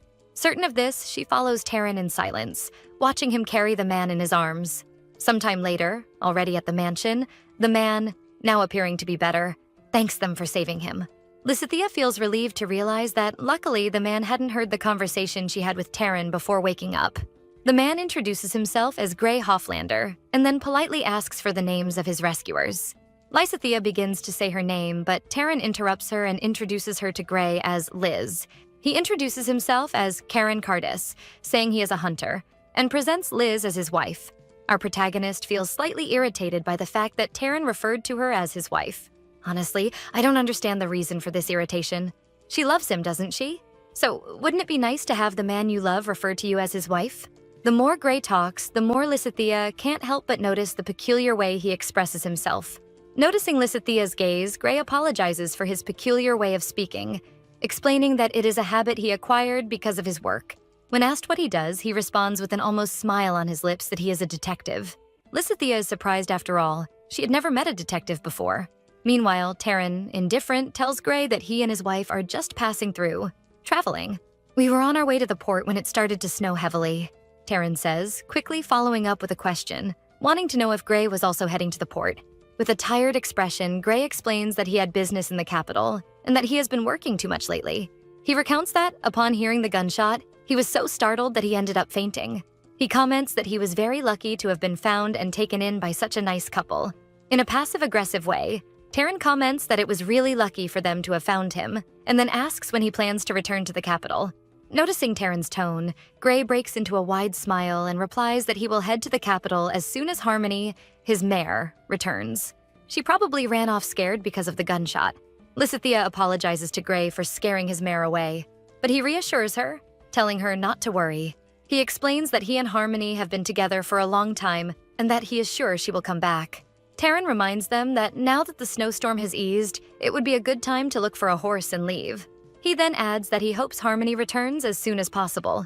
Pensive, Gray comments that, with a bit of luck, he should be able to leave in a day or two. That night, Taran and Lissa argue. She complains that he introduced her as his wife, which only irritates him further, as he doesn't understand why she is so upset about what, to him, is just a little lie. She explains that if Gray starts asking questions about them, it would have been much easier if Taran had said she was his sister. But Taran retorts that that would be even more suspicious, considering they don't look alike at all. The two fall silent for a few minutes while glaring at each other irritably. Come on, Taran. Everyone knows the main reason you introduced her as your wife is so that the handsome blonde guy can't hit on a married woman. Ha ha ha ha. At least in my mind, that's what makes the most sense. And stating the obvious, Taran asks why she cares so much about the fact that he said she was his wife, when in the last few days, they have been acting exactly like a married couple. There you go, that's it.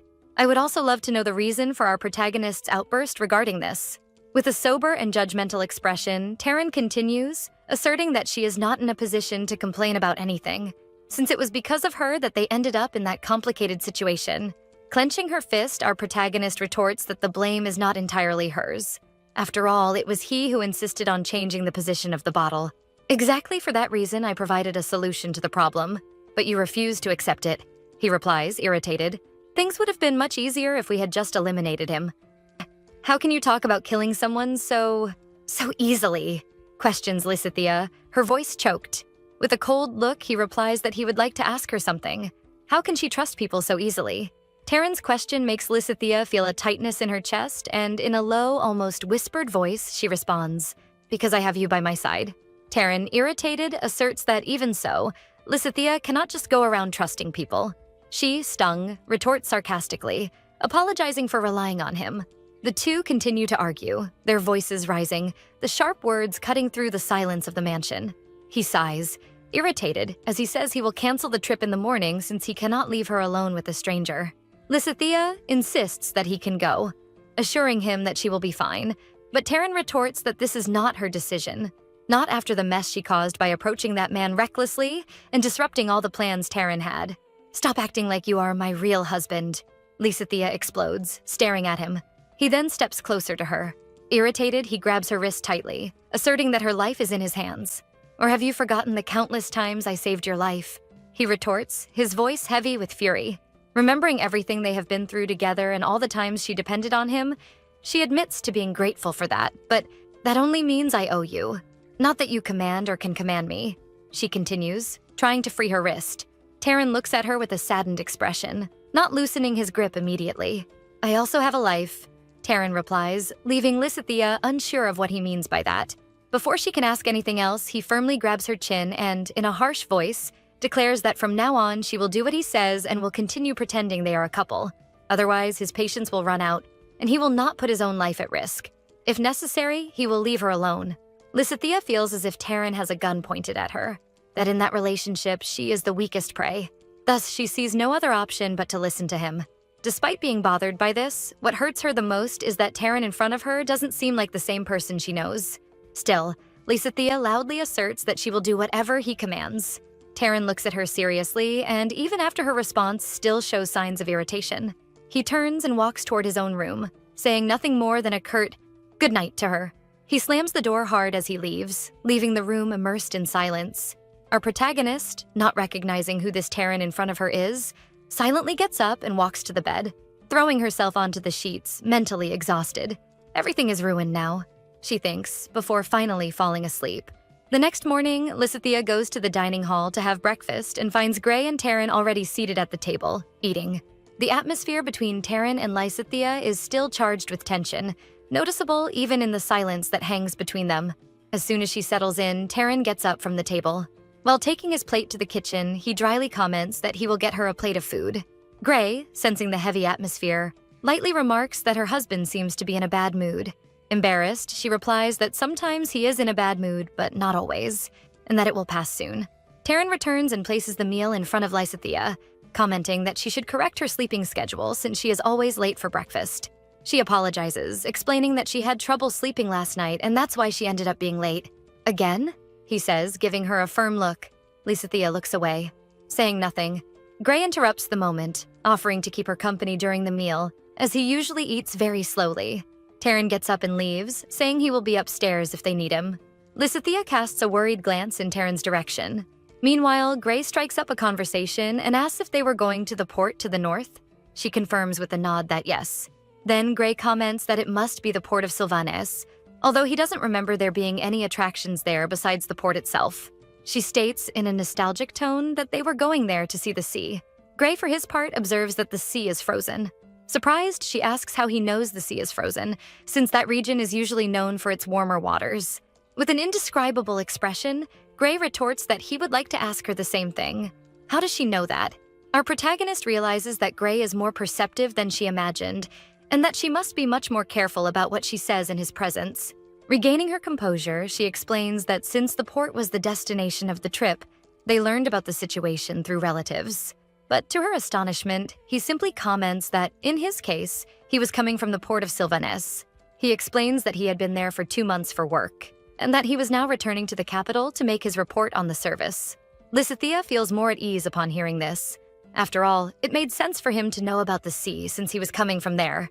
Still, calmly, she comments that she didn't know that some cases could take up to 2 months to resolve.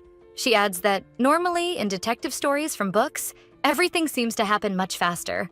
After that, they continue chatting animatedly about detective cases and books, exchanging stories and impressions lightly. Gray suggests that later they could go out to explore the mansion together. They then go for a walk later, and as they walk, Lissa notices Gray. His imposing height and refined posture remind her a lot of the nobles she used to know. As they walk, Gray comments that despite her husband's bad mood that morning, they seem to have a good relationship. He then asks how long they have been married. Without thinking too much, she replies that they got married last year. Now, they are on this trip to celebrate their marriage. Although she answers confidently, inside she makes a mental note. At some point, she and Taran need to decide what their story together will be, in case Gray asks again when they are not side by side. He continues bombarding the protagonist with a barrage of questions, both about her and Taran as a couple, and about each of their individual lives. Lissa struggles to respond as best as she can, even though it is mentally stressing her. Especially because, with each answer, she feels Gray's gaze judging and analyzing her closely, even though he hides well behind a kind and carefree facade. Lissa continues responding to Gray, striving to appear as convincing and cheerful as possible. However, at one point, he comments that he finds it strange that they slept in separate rooms that night, since in his own words, they love each other so much. This makes our protagonist freeze for a moment. His comment deeply irritates her, and Lissa, unable to hide her feelings, looks at him firmly and questions suspiciously how, after all, he knows such an intimate detail. With a calm smile on his face, Gray asks her not to conclude anything wrong about him, assuring her that he wasn't spying on the couple. What happened, he explains, was that the night before he was going to check if his horse had returned when he noticed that there were lit fireplaces in 2 adjacent rooms. But Lissa remains irritated, not buying his talk. Firmly, she retorts that, even so, he was meddling in the private life of a couple who aren't even his friends.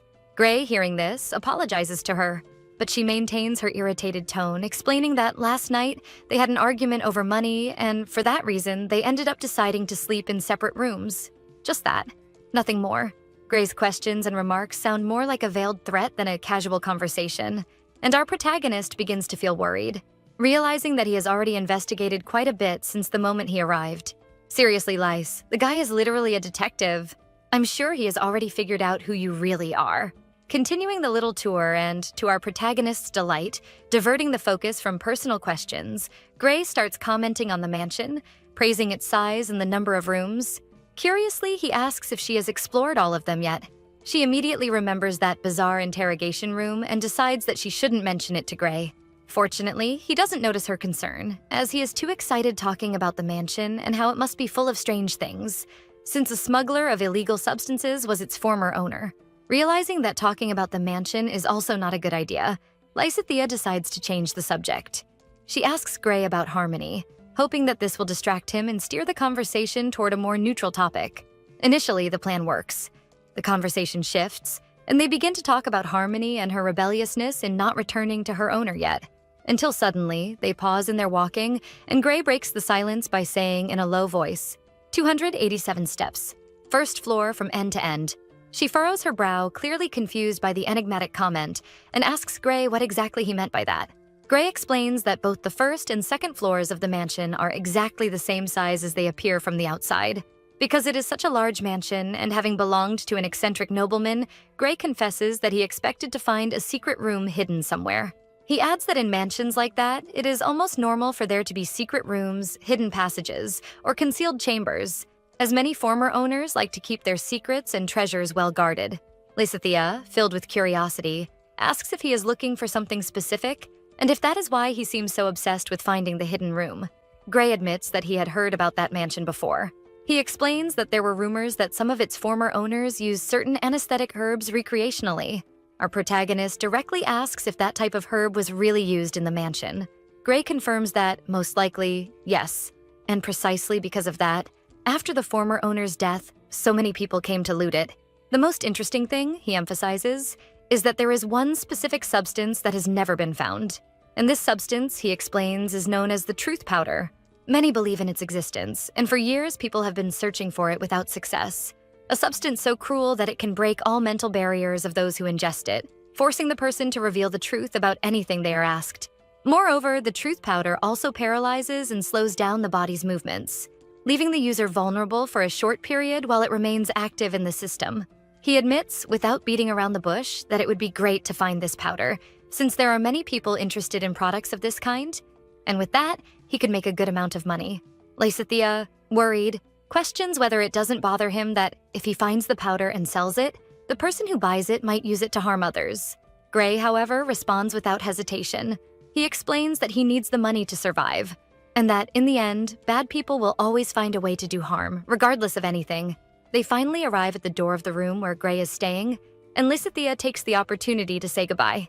He, with an enigmatic smile, returns the farewell, saying he hopes things between her and her husband get resolved soon. Gray adds that she should try to talk more with her husband, as he knows that, typically, men involved in dangerous jobs have difficulty expressing their feelings. He continues by saying that these men try their best to hide what they really feel, perhaps because of the constant stress that the profession imposes. Lissa agrees with him, saying he is right, and then asks, with a hint of curiosity and uncertainty, how she should approach a man like that. Gray calmly explains that she needs to offer him enough security, create a space where he feels he can let his guard down. Only then will he be able to truly open up. He adds that, above all, she must give him what he longs for and desires the most, as that is how he will feel confident enough to reveal what he truly keeps inside. Lissa ponders, reflecting on what Taran really desires. Until that moment, he had never asked much of her. She recalls that, in fact, Taran had only asked her for simple things, that she remain quiet and safe, that she speak whenever she felt scared or was unwell, and that she cook for him. They were all things of give and take, a form of reciprocation for everything he had done for her. None of this seemed to be something he truly desired for himself. Lissa thanks him for the advice, then says goodbye to Gray. He enters his room, closing the door behind him, and leaving Lissa alone in the hallway, lost in her own thoughts. The doubt echoes in her mind. What does Taran really want? What is it that deep down he longs for from her? Determined to find out what it is, Lissa takes a deep breath and heads toward her room. She sits down, diving into her own thoughts, while looking around and searching for the material things she possesses. What she has that is most valuable. The engagement ring with Prince Jade, and the money set aside to pay Taran when he completes the job. Aside from that, everything else is just clothes and items of little value. Of the things she can give him, is there something he would like? And among all the things she could offer him, Lissa wonders if there is anything there that would truly spark Taran's interest, something she could give to Taran. An idea comes to her mind. She walks to Taran's room, her heart tight with uncertainty. And when she reaches the door, she stops for a moment, hesitating. Gray must be out there looking for harmony. That's why she knows this is a good time to talk to Taran without being interrupted. She knocks on the door asking if she can come in, but there is no response, until she hears a click and the door opens. Is everything okay? Taran asks as he approaches the door of his room, as she informs him that Gray is outside, so he doesn't need to act. Taran's posture changes as soon as he realizes her presence. His gaze narrows, his voice slightly irritated as he asks in a dry tone what exactly she wants. She extends her hand and gently touches his, trying to ease the tension. With a sincere look, she says she just wants to talk to him for a minute. He sighs deeply, and then he allows Lissa to enter the room. As soon as she enters, Lissa tries to lighten the mood by commenting on the room, noticing small details to start a conversation. But Taran soon interrupts her, his expression serious, asking her to get straight to the point. I came to apologize for my behavior the other day, says Lissa. Taran retorts firmly. So you finally agree that you were wrong? No, she responds firmly. I don't think I was wrong. Taran lets out a sarcastic smile as he looks at her. Really? Then why the hell are you apologizing, huh? Lissa places her hand on her chest and with a calm voice admits that she apologizes for pressuring Taran to follow her own values and principles. She acknowledges that they come from different worlds and that she shouldn't have expected him to think the same way she does. Taran, irritated, his voice laden with irony as he stares at her. So you mean you came here just to tell me that you know what my ethics and morals are? Lissa looks at him seriously, and in a firm tone says that she sees him as a man who evaluates the situation well and does not take unnecessary risks, who does not hesitate to take more drastic measures if necessary, and if his plan fails, even when irritated, he seeks alternative ways to fix it. And because of your way, you got angry with me yesterday for disrupting your plan and leaving you in a complicated situation because despite everything, I am still your client. And it's not so simple to get rid of Mr. Hoflander anymore. Even knowing that her conclusion isn't entirely wrong, Taran gives a sarcastic smile, saying it's not that difficult. He says he can easily get rid of that detective at any moment, but he decided to observe a bit since he has time on his hands. Lissa is shocked that Taran seems to find the situation funny and simple, but she suppresses that feeling, remembering that they come from very different worlds and creations. Lissa kept her gaze steady on Taran, serious, saying that in any case, that was what she believed, and she wanted to know if she was wrong. Taran leaned back slightly, a crooked smile appearing on his lips, then replied that they could assume she was right. Taran approached Lissa, his steps slow, his gaze fixed on hers, intense, while his low voice carried a challenging tone. He asked what the next step would be now that she finally understood him. She explains that the first step was to apologize, acknowledging the weight of the situation. After that, she assured him that she would start acting more consciously, taking into account his way and his concepts. In a firm but affectionate tone, Lissa asked him not to think or speak of killing someone so easily. As she said this, her hand gently rose to Taran's face, touching him softly, as if she wanted to calm the darkness she saw reflected in him. Taran slightly widened his eyes, surprised by her unexpected gesture. For a moment, his rigid posture faltered, and almost without realizing it, the words slipped from his lips in a low and curious tone. He asked, "What? When you have problems in the future, please don't let killing be your first option," she says, looking into his eyes. "You should know better than anyone that sometimes killing is the only option," he retorts. Lissa says she knows Taran is a broker and that his work involves many risks, and that sometimes he has no other option. But she directly asks him to let her help, stating that together they can find another way out. Taran smiles sarcastically and asks how she intends to do that. Lissa knows it's impossible to fully understand someone and isn't sure if that's really what he wants, but still decides to try. "Let's get out of here together." Lissa speaks confidently. The conclusion he reaches is simple. There is something valuable she can offer Taran. Herself.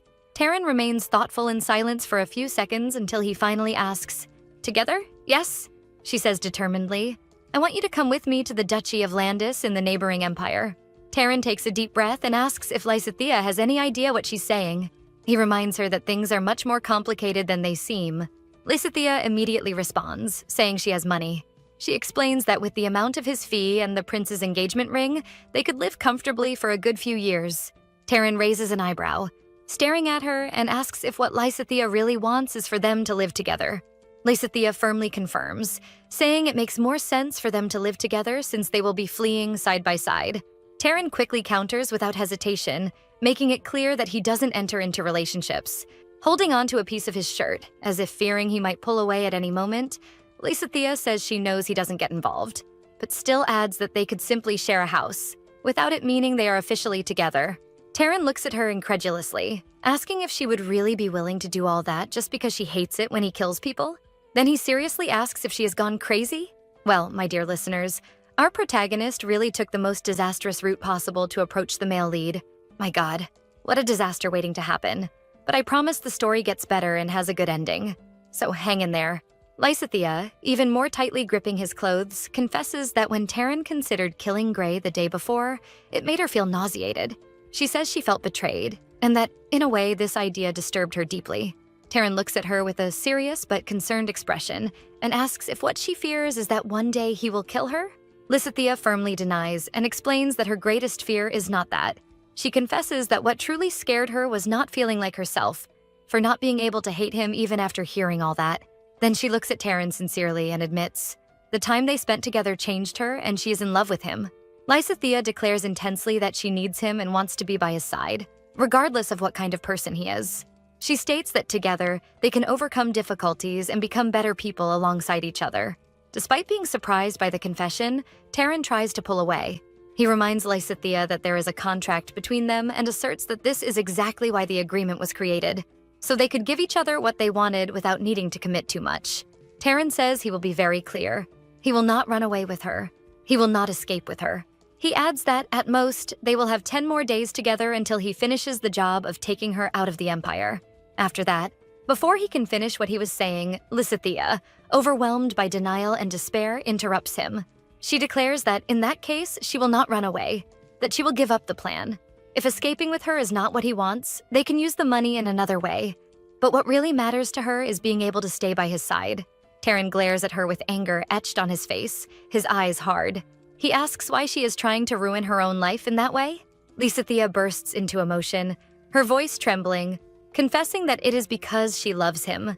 And with a choked voice, Lissa adds that it is precisely because she loves him that she wants to see him happy. Not as part of a contract or for a price, but truly. With a cold and distant look, Taran stares at her and states without hesitation that she is mistaken, that she does not truly love him. Lissa insists, her voice heavy with emotion, saying that she does love him. But Taran repeats harshly that, no, she does not love him. Taran recalls that, the day before, when he pointed the gun at Gray, he clearly saw the expression in Lissa's eyes. She was afraid of him. He adds that since the day she arrived at the mansion, she had already been afraid of him. And unfortunately, that feeling never changed. It just remained hidden, suppressed. Taran admits that, to be honest, he was glad she managed to suppress that fear, as it allowed them to have good moments until now. However, he adds that yesterday he clearly realized that this feeling still exists within her. With a sad look, Taran states that she does not truly love him. She just wants someone to protect her. Lissa tries to say that this is ridiculous, asserting that she is not wrong about her own feelings.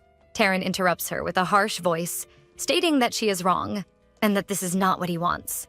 As if putting the mask back on his face, hiding his own feelings, Taran forces a smile and reminds Lissa of what she herself said, that she would do anything for him, right? Then, Taran says that what he asks of her is simple, that she does not love him.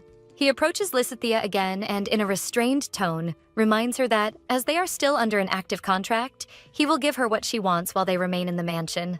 While slowly pulling her shirt, he says that if what she wants is a husband, he will be one for her. Almost whispering, he asks her to stop ruining his plans. But the way he says it makes it clear that, deep down, it is as if he is begging her to stop awakening those feelings in him. And that night, they both surrender to each other intensely. No longer as Lissa and Taran, but as Liz and Cardis, living that moment as husband and wife. But Lissa, despite having been clearly rejected, cannot shake the thought that each kiss and each touch from him is too intense. Full of feeling. How could Taran claim that all of that was just an act? For Lissa, the kiss he gives her is the kind of kiss that is only offered to someone who is truly loved. After the intense night, Taran holds her in a loving embrace and stays like that for a long time. Lissa cannot help but notice that he has never held her for so long, nor in such a close and genuine way. With a low and hesitant voice, still nestled in his arms, Lissa softly calls Taran's name. Taran slowly opens his eyes, keeping her in his arms, and quietly asks her to please stop being so honest. Lissa, confused, looks at him and asks softly, "But I thought you hated dishonest people?" With a pained expression, Taran confirms that yes, he hates dishonest people. And that is precisely why he asks, almost pleading, for her to stop. He is being dishonest with his own feelings.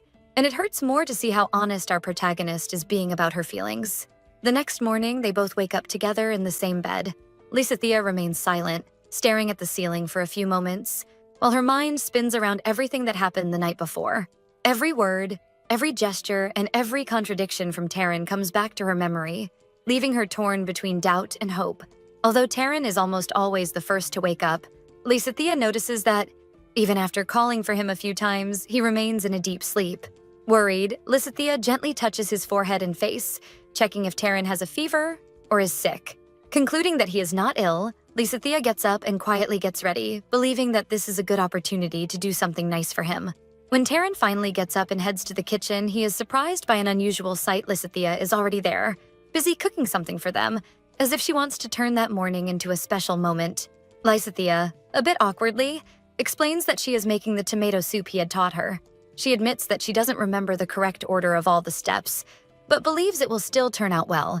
Out of the corner of his eye, Taran realizes that the soup will probably not turn out right, as Lissa is clearly doing everything out of order and not properly following the recipe he had taught her. Taran approaches and, in a patient tone, explains to Lissa that the correct order of the steps is important because, if not followed, the recipe simply won't work.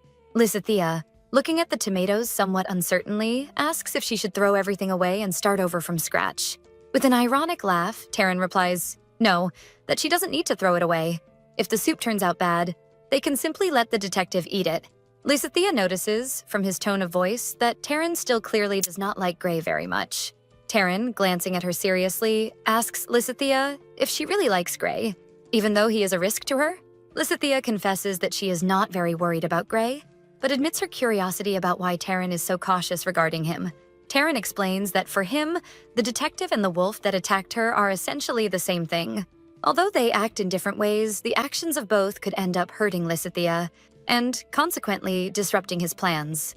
With a troubled look, Lissa responds that she understands his point of view and adds that she knows how important the contract between them is to him. Ignoring her comment and breaking the mood a bit, Taran asks why she suddenly decided to cook, questioning if this was just an attempt to act like a wife to deceive Gray. Visibly upset, Lissa replies that no, she just wanted to do something special for him.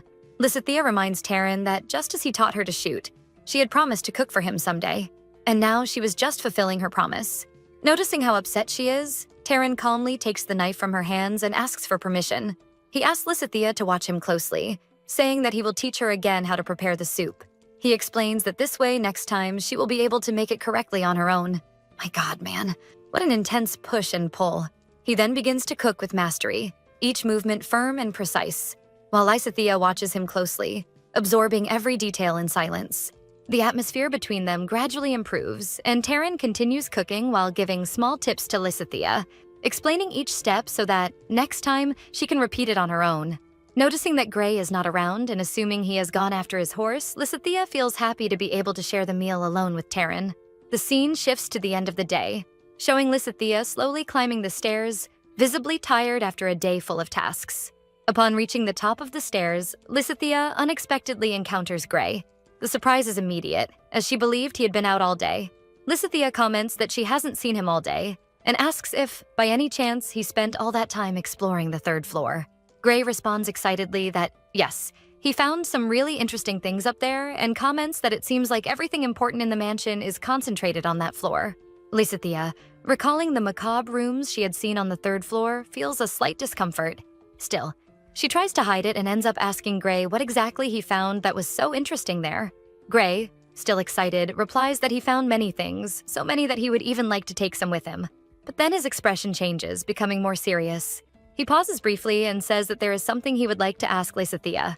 Gray approaches Lissa with a serious look and directly asks her if she has ever been to the third floor. When Lissa confirms that she has been to the second floor, Gray stares at her intently and asks if she checked all the rooms. Then, Gray insists, asking if she found anything unusual in any of the rooms on the third floor. Lissa then remembers the strange sound of something scratching the floor when she was on the third floor. The memory makes her feel insecure, and her expression reveals the doubt that arises in her mind. Noticing her expression, Gray observes her with a thoughtful look, as if he has already concluded that Lissa found something. This makes her even more anxious, and she starts to stutter, trying to escape from that uncomfortable situation. Instinctively, Lissa begins to take steps back, trying to distance herself from Gray. As she instinctively retreats, Gray, driven by curiosity, follows her step by step, getting closer to her. At that moment, Lissa missteps on one of the stairs. She loses her balance and slips, beginning to fall rapidly. Gray, startled by the sudden fall, reacts immediately and extends his arms, trying to catch Lissa to save her before she gets hurt. With the momentum, Gray ends up losing his balance as well. In reflex, he wraps his arms around her, trying to protect her from the impact, and they both end up falling together, embraced to the ground. He quickly gets up, visibly worried, and asks if Lissa is hurt. She, still a bit dazed, replies that she is fine, just a little dizzy. Gray puts one arm behind Lissa's back, carefully supporting her to help her get up. At that moment, Taran appears in the hallway. Seeing Lissa and Gray still close together, his expression tightens in irritation. With a harsh voice filled with anger, he asks what the hell is going on there. Embarrassed, Gray quickly tries to explain what happened, saying that Lissa slipped. But Taran does not respond. He just fixes Gray with a threatening look. In a serious voice, Taran asks Lissa if that is what happened, keeping his eyes locked on her. Lissa firmly confirms, explaining that it was just an accident and that Gray only tried to help her when she fell. Visibly consumed by jealousy, Taran speaks irritably, saying that she must enjoy talking to Gray so much that she lost focus and couldn't think straight, which caused her to slip. Lysithea begins to counter Taran's words, but soon realizes, by his tone and the way he conducts the situation, that perhaps all of this is just an excuse to find a reason to kick Gray out of the mansion. Gray apologizes and seriously explains that he has no ulterior motives with his wife, making it clear that it was just an accident. But Taran does not listen to him. He brusquely passes by Gray, bumping his shoulder against his with evident irritation. Taran turns to Lysithea and picks her up in his arms. Taran then turns to Gray, his gaze hard and merciless, and firmly declares that, with or without a horse, he needs to be out of the mansion by tomorrow. Taran begins to carry Lysithea in his arms toward their room, not looking back. Gray remains standing in the hallway in complete silence, just watching. As they move away, Gray suddenly starts to laugh loudly, as if he found the whole situation amusing. Taran shoots a furious glance over his shoulder, while Lysithea is surprised by Gray's unexpected reaction. Still laughing a bit, Gray raises his hands in a gesture of apology and says that it was inappropriate of him to laugh at that moment. Taran and Lysithea look at Gray in confusion, both with puzzled expressions. Gray then looks at Lysithea and, in a mysterious manner, says he is sorry, but that deep down, he really would have liked to have saved her.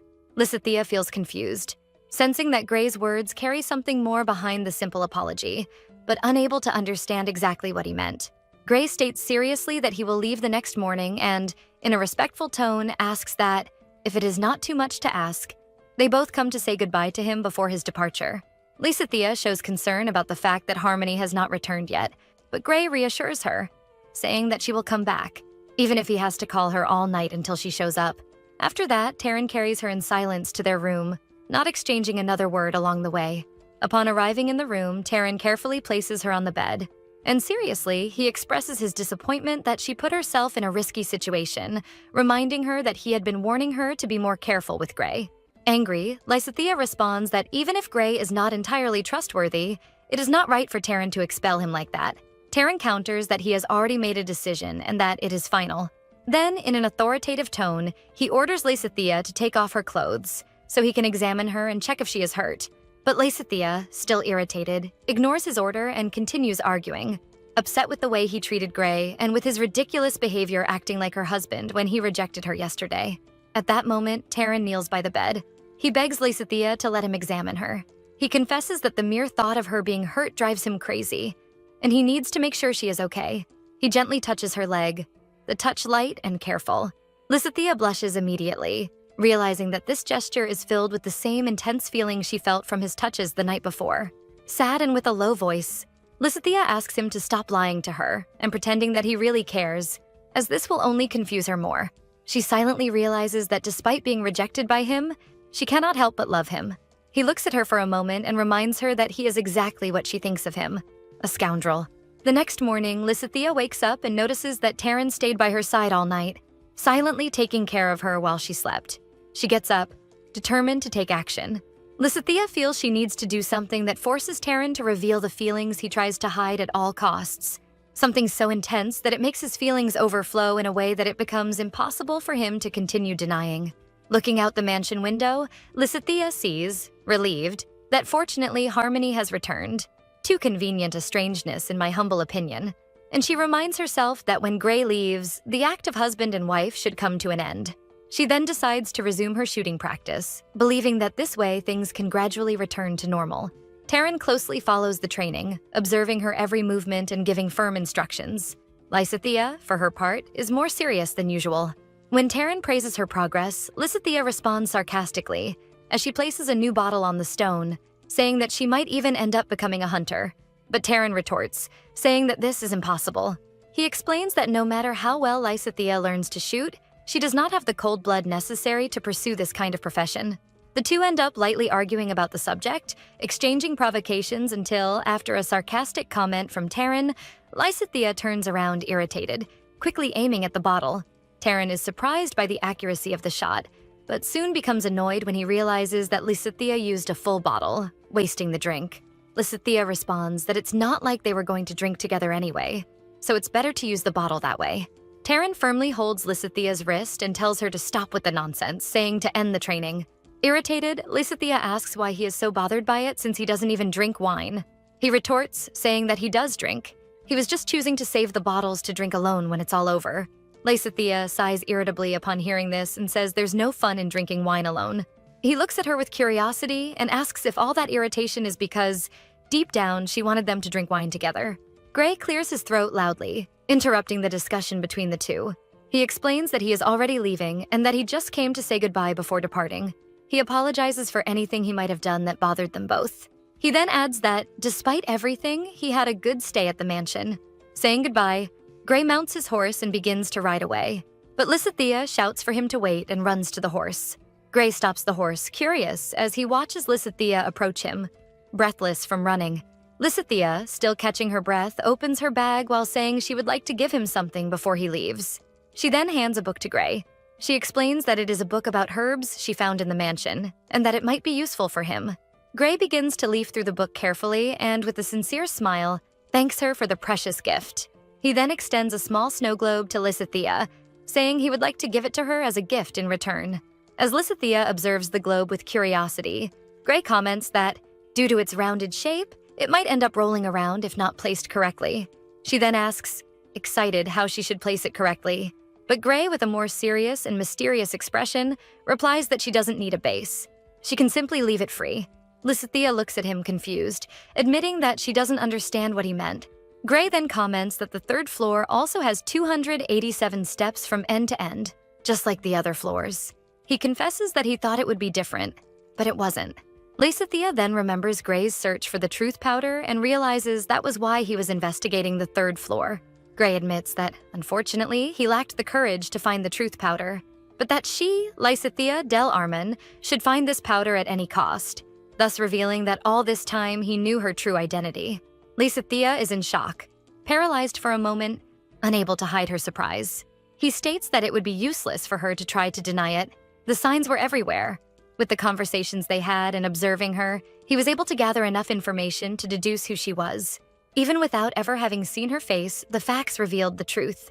Worried, she asks if, since he is going to the capital, he intends to report her. Gray states that the contract he had with the revolutionaries has ended and he is only going to deliver the report as requested, but he sees no need to include her in the report. Lissa is surprised to learn that he works for the revolutionaries. He explains that he spent the last 2 months at the Slivanes port, identifying nobles trying to flee the kingdom using the ships, and the revolutionaries paid him a small fortune for each noble he managed to capture during that time, but he tells her she can rest assured that he does not intend to report her. After all, she was his savior, and seeing how far she managed to survive, he is sure there is still hope for her. Lissa feels her body tense upon hearing the word hope, especially after what Gray just revealed. The idea gnaws at her inside. If the sea hadn't frozen, she would probably have followed him to the port, and ended up captured by him. Gray then respectfully bids farewell to Lissa, wishing her good luck and stating that wherever he is, he will be rooting for her. As he rides away, Lissa watches him distance himself. Taran approaches and asks her what they were talking about, but she says they were discussing an old book on medicinal herbs. While watching Gray move away, Taran states that if the weapon hadn't been with Lissa, they could at least have managed to get an extra mount. Lissa asks if he is insinuating that he would shoot Gray. Taran confirms her suspicion. Irritated, Lissa tightly grips the strap of the rifle strapped to her back. Lissa quickly pulls out the weapon and raises it, aiming in the direction of Gray, who is still riding away. Taran praises Lissa's stance, saying she is doing exactly as they practiced in training. It is then that Lissa cocks the rifle, and Taran is startled, realizing she is really about to shoot. Bang! The sound of the shot echoes loudly across the plains. The gunshot startles Harmony, who begins to ride faster, speeding toward the horizon. Taran had pulled the rifle barrel up at the last moment, causing Lissa to miss her shot. He still wears a shocked expression, his gaze fixed on her, unable to believe what just happened. The recoil of the weapon catches her by surprise, and the back of the rifle hits her abdomen hard, making her start coughing heavily. Taran, still shaken, raises his voice in anger and disbelief. "What were you thinking? You would have hit him if I hadn't done anything." Really?" she says sarcastically, smiling. She stands up and touches Taran's face, saying, "Don't be so stressed. Did you know you are sweating cold?" He pulls her hand away, clearly irritated by the situation. She then smiles tenderly at him and says that he has been lying to her all this time because, in fact, he cares a lot about her. Taran continues to try to deny it, but Lissa maintains confidence in her voice. She asserts that if he really didn't care about her, he wouldn't have stopped her from shooting. She knows he could never bear the thought of seeing her kill an innocent man. He immediately retorts, saying she is wrong. Lissa then stretches her arms and stands in front of Taran with a firm voice, declaring that if he really doesn't care about her, then he should prove it by using the rifle to shoot her. Irritated, he grabs the rifle and begins to position himself. Lissa simply watches him in silence. She knows he is consumed by anger and that, in the heat of the moment, he will pull the trigger at any moment. He raises the weapon, aiming at her with hatred in his eyes. But amid the tension, she notices his arm trembling slightly, revealing his insecurity. Proof that he doesn't really want to do that. With a pained expression, Taran closes his eyes and pulls the trigger, but the shot does not fire. He is surprised and, at the same time, relieved to realize that the rifle was empty. Confident, Lissa breaks the silence, saying that she knew the cartridge was empty, but that she had to lie to him. She wanted him to be honest with himself. She wanted to see the expression of despair in his eyes at the thought that he had really shot her. Taran lowers the rifle, still in shock, processing everything that just happened. Lissa remains confident. She smiles, saying that she was sure he loved her too. After that, they look at each other for a long minute. Taran then grabs Lissa's wrist. "Come with me," he orders in a low voice, but full of intensity. Upon reaching the room, he opens the door and pushes Lissa inside. The gesture is a bit rough. Irritated and confused, Lissa raises her gaze to him, her expression reprimanding him. But before she can say a word, Taran lunges at her, catching her by surprise and covering her mouth with an intense kiss, filled with the fury and confusion that burned inside him. They end up surrendering to each other intensely, very different from the other times. Taran shows himself to be rougher, more brutal, as if each movement were guided by conflicting feelings within him. Desire, anger, need, and vulnerability, all mixed into one act. Even already knowing the answer, Taran asks if she loves him. Lissa confirms that she does, just as he loves her too. With those words, she flings open the door to his heart, forcing him to be honest with his own feelings. And for the first time, Lissa witnesses Taran's wild and vulnerable side, the one he always tried to hide from everyone, including himself. The next morning, when Lissa wakes up, she finds Taran already up, completely dressed. He is standing by the window, motionless. She hurriedly gets up, asking where he is going, and he explains that it has stopped snowing, that he is going to a nearby inn to get a horse for them. He walks towards the door, saying it's better to go while there is still sunlight and that, at the latest, he will be back tomorrow around lunchtime. Taran, "Wait," says Lissa. "What I said before still stands." He looks at her and asks seriously, "What exactly?" "About us running away together, about living together." Taran picks up his coat and, without looking at Lissa, turns his back and starts to walk away, limiting himself to saying in a restrained tone that he will keep that in mind. She, worried, just watches him leave, uncertain of what to expect at that moment. While picking up the clothes from the floor and starting to get ready, something slips from her clothes. The small snow globe falls and rolls gently across the floor. She picks up the globe from the ground, relieved that it didn't break. After getting ready, she goes to the window and sees Taran riding away. Lissa places her hand on the window, her gaze lost on the horizon. She is worried about Taran. She pushes away the thoughts that torment her and decides to occupy her mind with useful things while waiting for Taran. She spends the hours cooking, organizing the house, and even sewing, each task serving as a silent relief for the anxiety she feels. But there isn't much to do in that huge mansion, and soon she becomes bored. She distracts herself by rolling the snow globe under the bed, and while watching the flakes move inside, her mind returns to Gray's words at their farewell, making her reflect uneasily on the true weight of what he meant and why he gave her that globe. She wonders, with a shiver, if, like her, Gray also heard or saw something on the third floor of the mansion. The doubt gnaws at her. Is there really a secret room in the mansion? And is it hidden precisely on the third floor? Lissa begins to mentally review every word Gray said about the mansion. She reasons with herself. If the 3 floors are exactly the same size inside and out, that would mean there is no extra space, and therefore the existence of a secret room would be impossible, at least in theory. Gray had said with such conviction that everything important was on the 3rd floor, and made it clear that the truth dust would be an extremely valuable item. Why would he say something like that if there was really nothing hidden there? Lissa suddenly realizes that perhaps Gray was referring to that strange torture room. After all, something like the truth dust could very well have been used there. Determined to discover whatever is hidden there, Lissa heads to the bizarre room on the 3rd floor. With cautious steps, she proceeds with her gun ready to shoot if necessary. Even if there is a chance that there is nothing there, and that all of this could be paranoia in her head, She places the revolver and the globe on the floor and begins to look more closely at the things in the room. She feels a bit frustrated for not finding anything even after investigating for a while, until she feels something touch her foot. Initially, she is startled, but soon realizes it was the snow globe that bumped into her. As she bends down to pick up the snow globe that had fallen on the living room floor, Lissa accidentally pushes it. To her surprise, it rolls back in her direction. She notices, intrigued, that the globe is rolling too fast, at an oddly constant speed. This couldn't be explained just by the rounded shape of the object. She places the globe on the floor again, testing and observing it roll. Noticing that the globe always rolls in the same direction, Lissa concludes that the floor hides a slight incline, something subtle and imperceptible to the naked eye, but that shouldn't be there at all. She decides to leave the room and starts testing the globe at various points on the 3rd floor. She places it on the floor, attentively observing the movement it makes, and notes that at certain points it rolls faster and at others more slowly, but generally always in the same direction, revealing that there is indeed an elevation in the floor. Lissa realizes that half of the 3rd floor is slightly elevated compared to the rest. She then grabs a medieval mace and starts dragging it down the corridor towards the last room. The globe did not roll on the 1st or 2nd floors. This could only mean that only the 3rd floor is elevated. And since the globe only rolled in the half of the 3rd floor, Lissa concludes that there must be a hidden secret space between the 2nd and 3rd floors on the east side of the mansion. Reasoning, Lissa deduces that it should be possible to access the secret room from the last room on the 3rd floor. Determined, Lissa raises the mace with both hands and, with all the strength she can muster, strikes one of the walls in the corridor near the last room.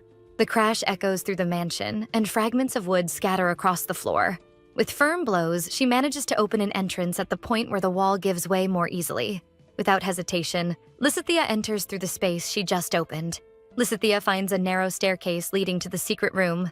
She notices fresh footprints marked on the steps, a sign that someone has probably been there recently. She also finds a lantern with a significant amount of oil, confirming that someone has definitely been there recently.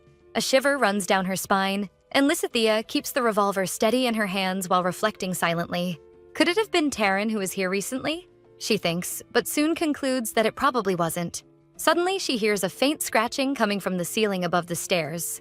The sound is subtle, as if someone is dragging themselves, but enough to put her on alert. Her fingers tightening around the revolver as her heart races. Brave, our protagonist takes a deep breath, lifts her chin, and decides to climb the steps to check the source of the sound. Upon entering, Lissa is surprised. The place is much larger than she had imagined. As she steps into the room with her eyes alert, Lissa accidentally bumps into an object on the floor. She looks down and sees a bag full of some kind of powder or white sand. Could this be the truth powder that Gray spoke of? She thinks. While Lissa examines the white powder cautiously, a chill runs down her neck as she hears, behind her, a hoarse and weak voice whisper, "Help, please." She grabs the lantern and quickly turns in the direction of the voice to see who is asking for help. A badly injured man is dragging himself across the floor with difficulty. Lissa is in shock at the scene, wondering why there is a person there and why they are in this state. Noticing the fragility in the voice, Lissa kneels beside the fallen man. Worried, she asks who he is and if he can get up. With the flickering light of the lantern illuminating the tired face of the man, he raises his eyes to her and, with effort, whispers, "Lissa." Her heart nearly stops. She steps back a bit, startled, unable to hide her shock. "How does he know my name? Who are you?" she asks, still in shock. "Taran Cardis," the man murmurs with difficulty. Lissa's heart stops for a second upon hearing that name, as if the ground had just disappeared beneath her feet. "I'm the broker you hired," the man continues, his voice weak and halting. He looks at her, confused. "How are you still alive?" The scene cuts to the next day. In the stable, Taran, or at least the one Lissa believed to be named Taran, has just arrived. He runs his hand over the horse's coat, taking care of the animal. Lissa goes to greet him, wrapping him in a warm embrace, pulling him close. With a soft and sincere voice, she says she missed him. She lifts her face to his and gives him a passionate, intense kiss. He responds immediately, as if he too has missed her. He announces that the sea ice has finally melted. Lissa smiles at the news. After all, it means they can finally leave. Taran agrees, saying that if she wants, they can depart today. A bit more seriously, she asks if he will board the ship with her, but he just looks down at the ground in silence.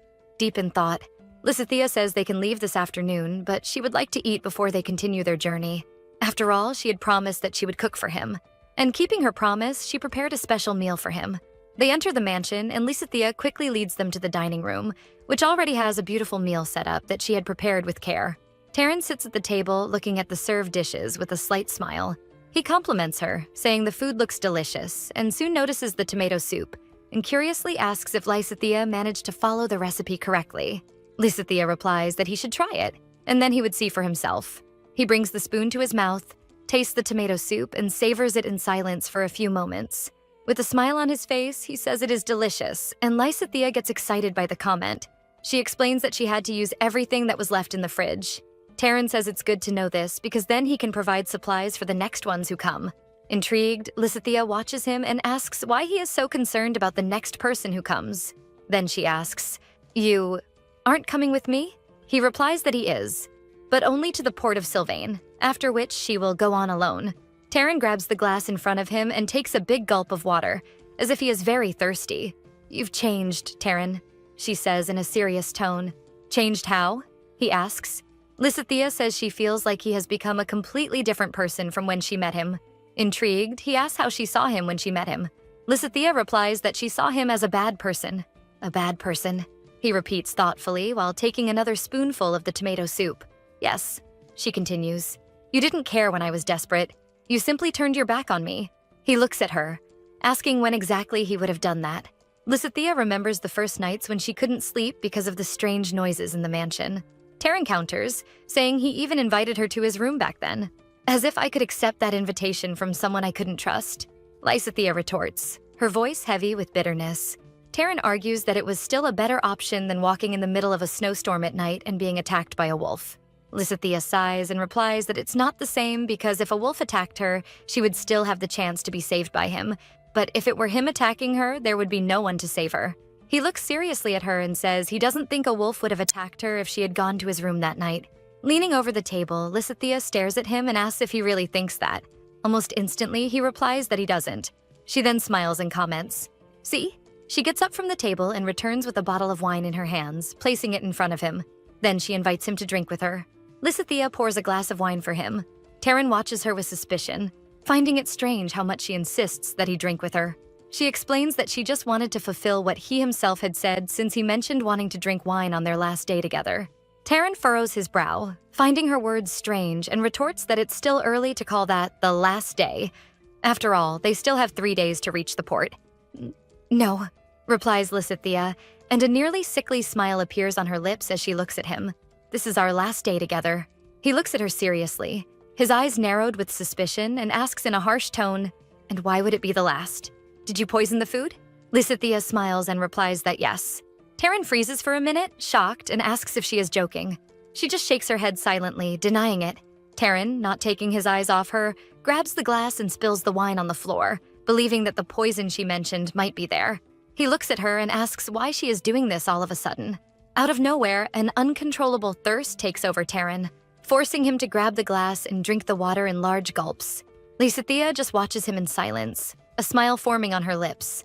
Lissa looks at him and asks if she can tell him a funny story, adding that it's one he will probably like. He replies that he doesn't want to hear it, but Lissa starts telling it anyway, stating that there really was a ghost in the mansion. Lissa continues, saying that the bet they made was one she could never win. That mansion had been part of his plan from the beginning, and she had already lost the moment she arrived there. He tries to explain, his voice tense, that the ghost story was just a joke and that there is no ghost in that mansion. But Lissa immediately retorts, saying with conviction that there is.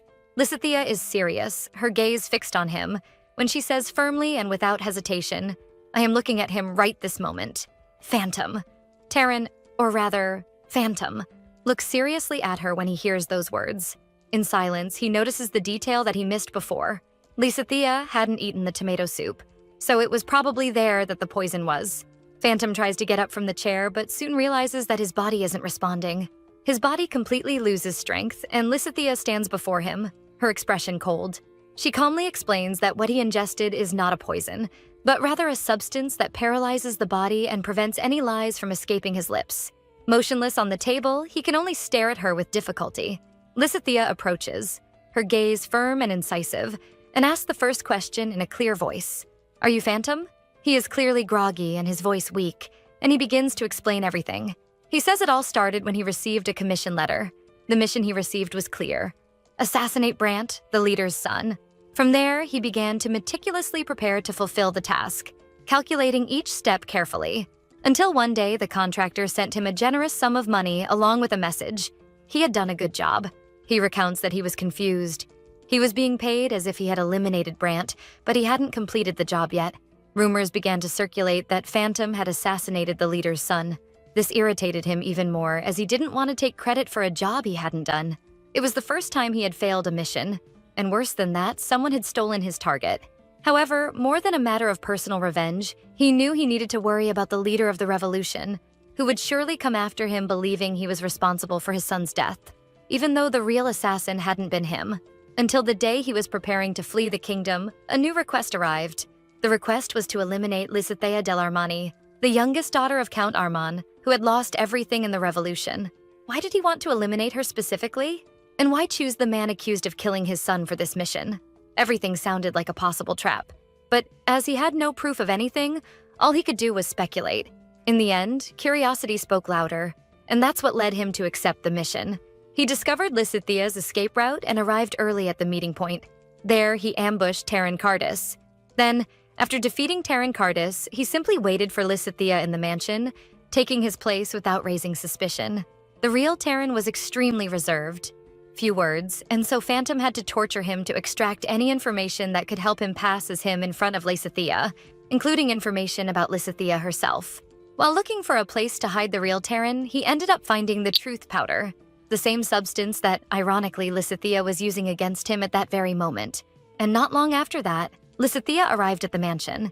He was surprised to see her arrive there, safe and sound, something he hadn't expected after everything that had happened. He comments to her that she is so beautiful that, even trying to hide her memorable hair, she still draws attention wherever she goes, especially her eyes, which reminded him of a sky at dusk. But that day were filled with suspicion and fear. Her beauty truly caught him off guard, a type of beauty that was extremely mesmerizing, hard to ignore even for someone like him. He admits that he couldn't help but imagine how it would have been if they had met under different circumstances, and without realizing it, he ended up getting used to and even liking when she called him Taran. He enjoyed talking and interacting with her, even if it meant continuing to play the role of Taran. But staying in that mansion was making her paranoid, especially when she heard, night after night, the screams of the real Taran as Phantom extracted more information from him. And upon realizing how much that was disturbing him, he stopped questioning the true Taran. He wanted to see her smile. Moreover, he also wanted to know more about her, as he needed to discover the real reason the revolutionary leader had given him that mission. This was one of the reasons why, on one of the nights at the mansion, he invited her to his room, a way to get closer to her and try to understand her better. But when she declined the invitation, he thought he might be moving too fast and decided to pull back. Until one night, while bringing a basin of water for her to wash, he saw her asleep, softly crying and calling for help in her dreams. He was about to wake her, but when he heard her calling for Taran in her sleep, he decided not to do so. He interpreted that as a sign that little by little she was getting closer to him, even without realizing it. But he was mistaken. Instead of getting closer, Lysithia ended up fleeing into the blizzard, overwhelmed by despair. Still driven by curiosity, he decided to follow her. It was then that he found her in danger, being attacked by wolves in the middle of the blizzard. It was at that moment that he was sure that Lysithia was not involved in any kind of trap related to the leader of the revolution. He then decided to save her, and while carrying her in his arms through the snow, he couldn't help but ask himself, why hadn't she come to him instead of risking herself that way? When they reached the cave, her body was so cold that he had no choice but to use his own body to warm her and prevent her from succumbing to the cold. It was there, in the cave, that they connected for the first time. Lysithia, still fragile, told him that she had killed Brant only to defend herself from him. At that moment, all the pieces finally fell into place in Phantom's mind. The leader of the revolution had actually given him the chance to take revenge on the one who had stolen his target, while also asking him to avenge the murder of his own son. But she was so innocent, so pure. She lived in fear that people would judge her for having defended herself, and she carried constant nightmares because of everything that had happened. He then decided to postpone the conclusion of the mission. He wanted to help her with the nightmares, to make her feel free from the weight that haunted her night after night. And surprisingly, even to him, he found himself taking care of her, something he had always deemed himself incapable of doing. genuinely caring for someone in that way. It was as if Lissa had transformed him into a completely different person, someone he had never imagined he could be. When he found out that bandits had entered the mansion while he was away, his heart tightened immediately. Desperate, he wished with all his might that he had arrived in time to protect her. No matter how much he didn't want her to get involved in that, Lissa ran into his arms. And the feeling of that embrace, that day, was simply indescribable. It was on that day that a bad thought crossed his mind. He realized he was lying to her, and that no matter how close they were becoming, Lissa had no idea who he really was. He even thought about telling her the whole truth, abandoning the mission, and simply living by her side. If, of course, Lissa was willing to accept him as he truly was. But deep down, he knew he was just fooling himself. He was a killer. He had too much blood on his hands, and he had no right to drag Lissa into a life alongside someone like him. He then realized that his desire to have her by his side was purely selfish, stemming from a need that did not take into account the burden he would place on her. Realizing that he could not escape his own destiny, he decided to be affectionate with her while she was still alive, cherishing every moment by her side before the mission came to an end. Cherishing every moment by her side before the mission came to an end. But he soon realized he was not the only one harboring feelings. The affection and love that Lissa showed were not directed at Phantom, but at Taran, the man whose place he had taken. This irritated him a bit, and so he would purposely tease her, kissing her suddenly and saying things that made her blush. It was an irrational way to punish her for not seeing Phantom. Meanwhile, he tried to convince himself that, deep down, it was he, Phantom, whom she truly wanted. When she said she loved him, happy, but at the same time, he knew that it was nothing more than a fleeting dream, because a life alongside Phantom would be miserable for her. Even so, every time he held her or kissed her, he felt euphoric, complete, as if all the emptiness inside him disappeared. He fantasized about a life beside her, a life that he knew deep down could never happen. He found himself wondering, what if he gave up being a killer? Could they live happily? Would it be possible to start a new life together? Far from everything. Just him and Lissa. Lissa listens to the whole story in silence, maintaining a serious expression. Taran explains that the leader of the revolutionaries has a personal vendetta against her. Even if he spared her, the leader would send other assassins after her until one of them finally completed the job. That's why, initially, he thought it would be best for him to finish the job himself, ensuring it ended quickly instead of letting her suffer from the endless pursuit of other assassins. But when he couldn't shoot Gray because of her, he realized how much Lissa had truly changed him. He believed he had set limits on himself, and on her, but soon realized he was wrong. When she said she loved him and was willing to sacrifice everything to be with him, Phantom felt the weight of his own barriers crumbling. He felt bad because he knew the man she loved didn't exist. He feared that Lissa had fallen in love with just a ghost, an illusion created by him. But at that point, they were already so involved that all he could do was try to push her away and hope she would stop loving him. But he didn't want to break her heart. It didn't matter if, in the end, he decided to fulfill the mission or not. He wasn't sure if the feelings he had for her were born from arrogance, or if they were truly love. But Lissa knew exactly what those feelings were. It was at that moment he realized that if he didn't kill her soon, he would end up dead himself. Maybe it was already too late, he says, returning from his memories and reflections. So you decided to kill me? Asks Lissa, staring at him firmly. He tries to get up with difficulty, his muscles still heavy, and murmurs that his mind tells him he should do it. Letting out a bitter laugh, marked by the pain etched on his face, he admits, "It seems it's not that easy. When I said I loved you, you must have laughed inside," says Lissa, her voice heavy with anger. "All this time, I was the only one being sincere," says Lissa, with a sad expression on her face. Crying, she continues, saying that while she was being sincere, he was just playing a role, and that in the end, it would all end with him killing her. He calls her name and with a choked voice says that on that day when he pulled the trigger, he knew that was his last chance. For he knew that if things continued that way, he would lose himself even more. Besides the immense relief he felt for not having killed her, he also had a revelation. His life as Phantom was over. He realized he could never live as an assassin again. Through tears, Lissa asks if this is because he couldn't kill her. He realized he could never live as an assassin again. Through tears, Lissa asks if this is because he couldn't kill her.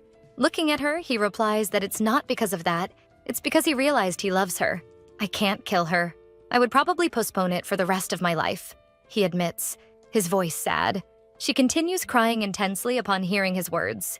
Between sobs, she understands that what they lived in that mansion was not a lie, not completely. But at the same time, she wonders how much of it was really 100% genuine.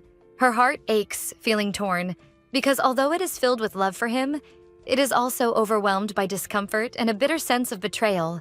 She silently wonders if her feelings will become clearer once she can eliminate the dishonest memories. But doubt gnaws at her.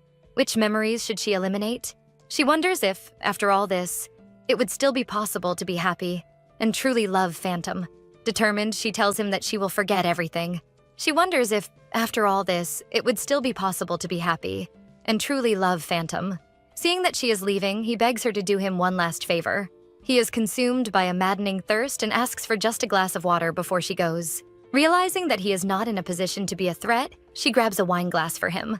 As she brings it closer, he comments ironically that, of all the drinks, she chose wine. Since he is very weakened, Lissa brings the wine to his mouth.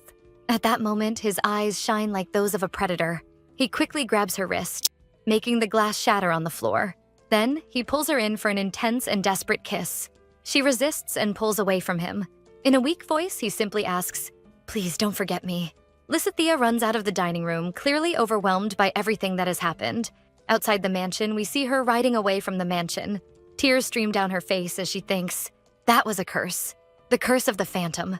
And that's it for today, folks. I hope you enjoyed it. This story was intense, wasn't it? I loved the plot twists and the moments of tension. Even though some things felt a bit rushed, I don't think it's a bad story. But let me know in the comments what you thought. Did you figure out from the beginning that Taran was the Phantom or not? Here's a little spoiler. He goes after her. Now that he has discovered love, he refuses to abandon her. This work is already finished and has a happy ending, so don't worry. In the end, everyone has a warm heart. The name of the work is Winterwolf, and our recap covered up to chapter 31, almost at the end of the first season. Kisses and see you next time. Don't forget to subscribe.